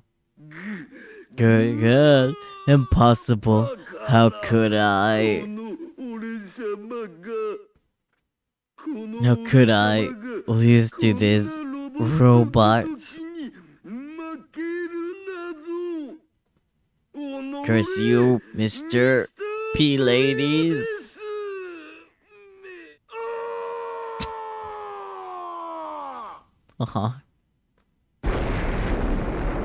And then the world turns white, accompanied by a loud sound. I press the switch on the remote controller.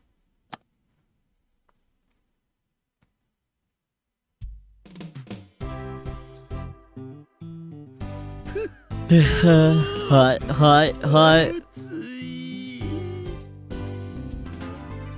I take off the costume and feel my sweat-drenched body is soothed by the refreshing breeze. Wearing a full-body costume in this humidity is pure insanity. Hashida-san.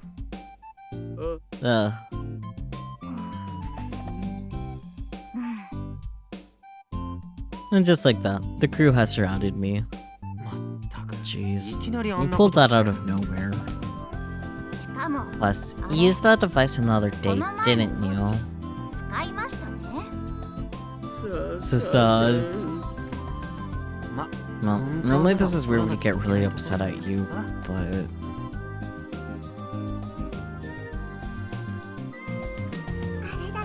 Who could get mad after how exciting that was?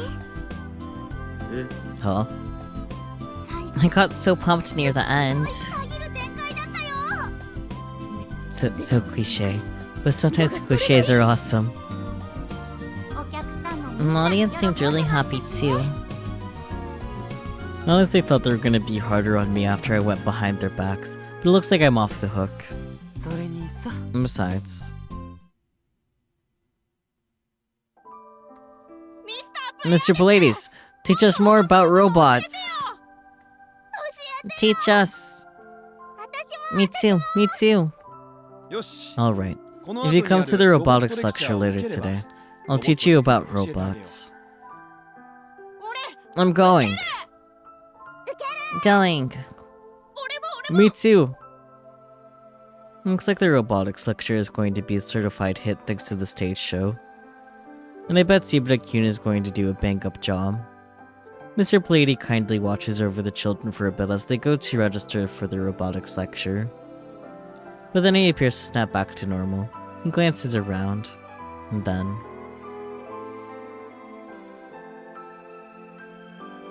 Dad. After the venue has mostly cleared out, he calls for him. Subaru. Dad, I want you to hear me out.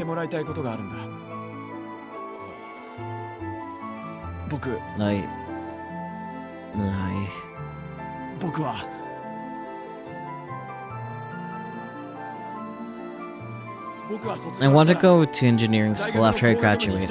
I want to pursue a career in robotics.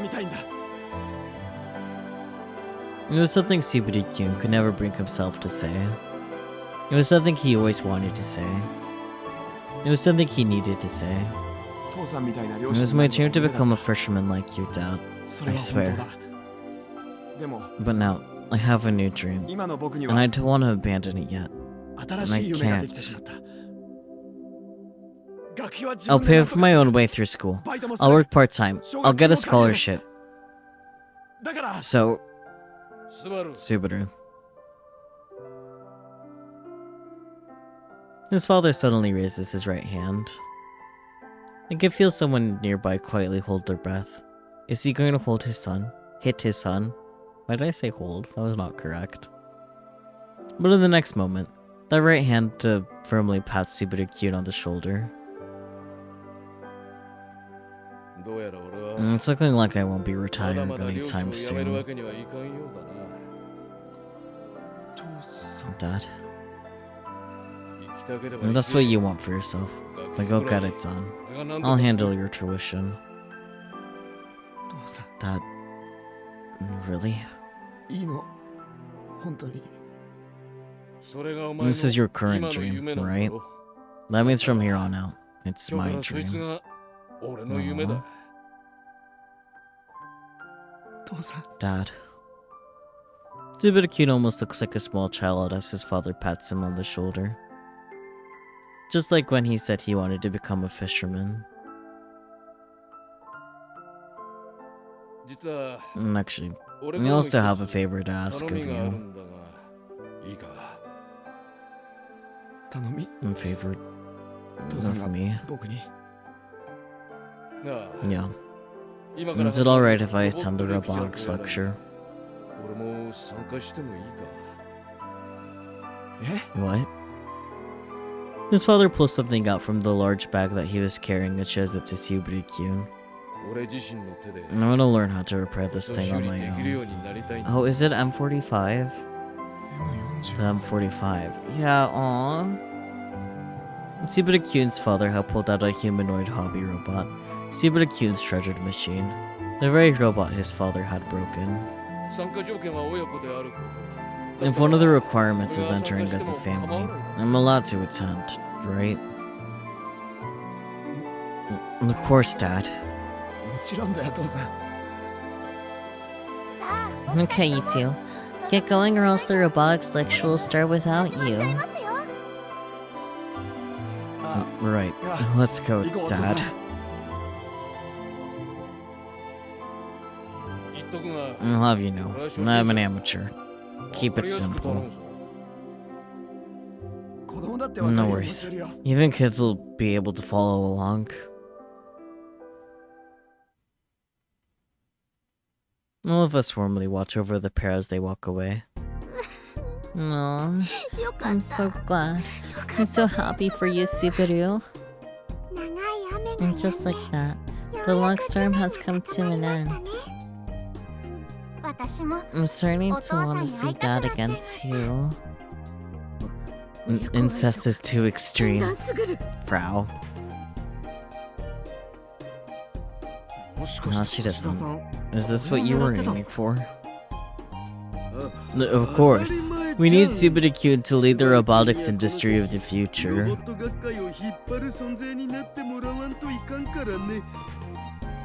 It'd be a huge waste of talent to leave someone like him hidden away on an island in the middle of nowhere. No, I didn't think you thought so highly of Subaru-kun. And one day, I'm gonna need his help. For a time machine, maybe? Help? Wait, do you mean... Yep. I flushed a smile at Naitan. One day, he's gonna build me a maid robot that will listen to all of my demands. Uh-huh. And just like that, I feel like a fool for admiring you. But that's the Hashida-san I know all too well.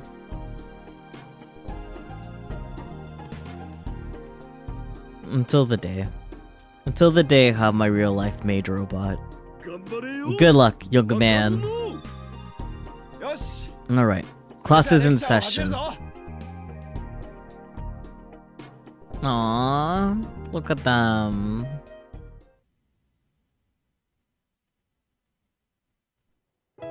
That was really cute.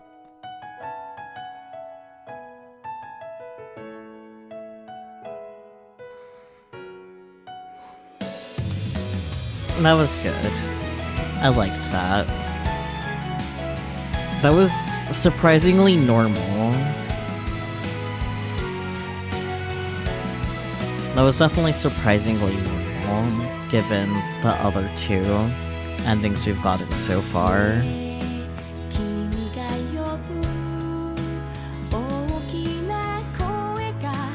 I feel like it was definitely necessary for, like, finally tying up those loose ends for Subaru though, so I'm glad that that happened.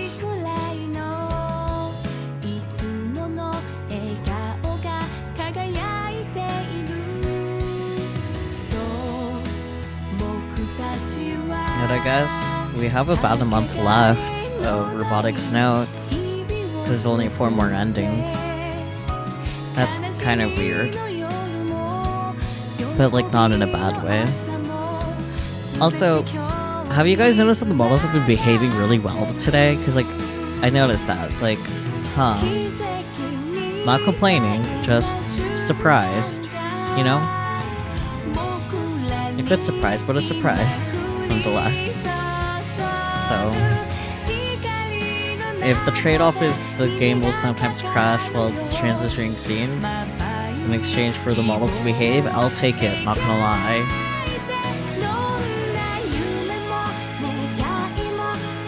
Yeah, it's almost like that black screen bug replaced the models being weird. Yeah, and honestly, I'll take that. I'll take the game having issues just transitioning between scenes over the models flailing about.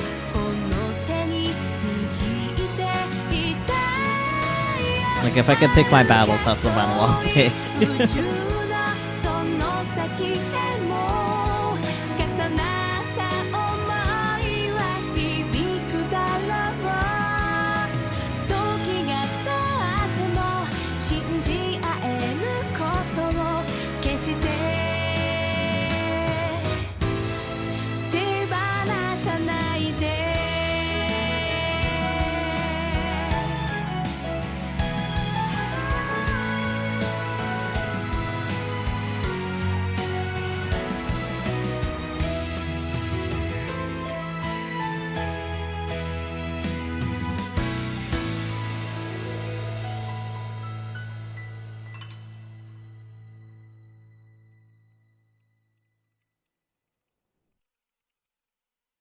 Hello, game? Please. No, God, no. Not here.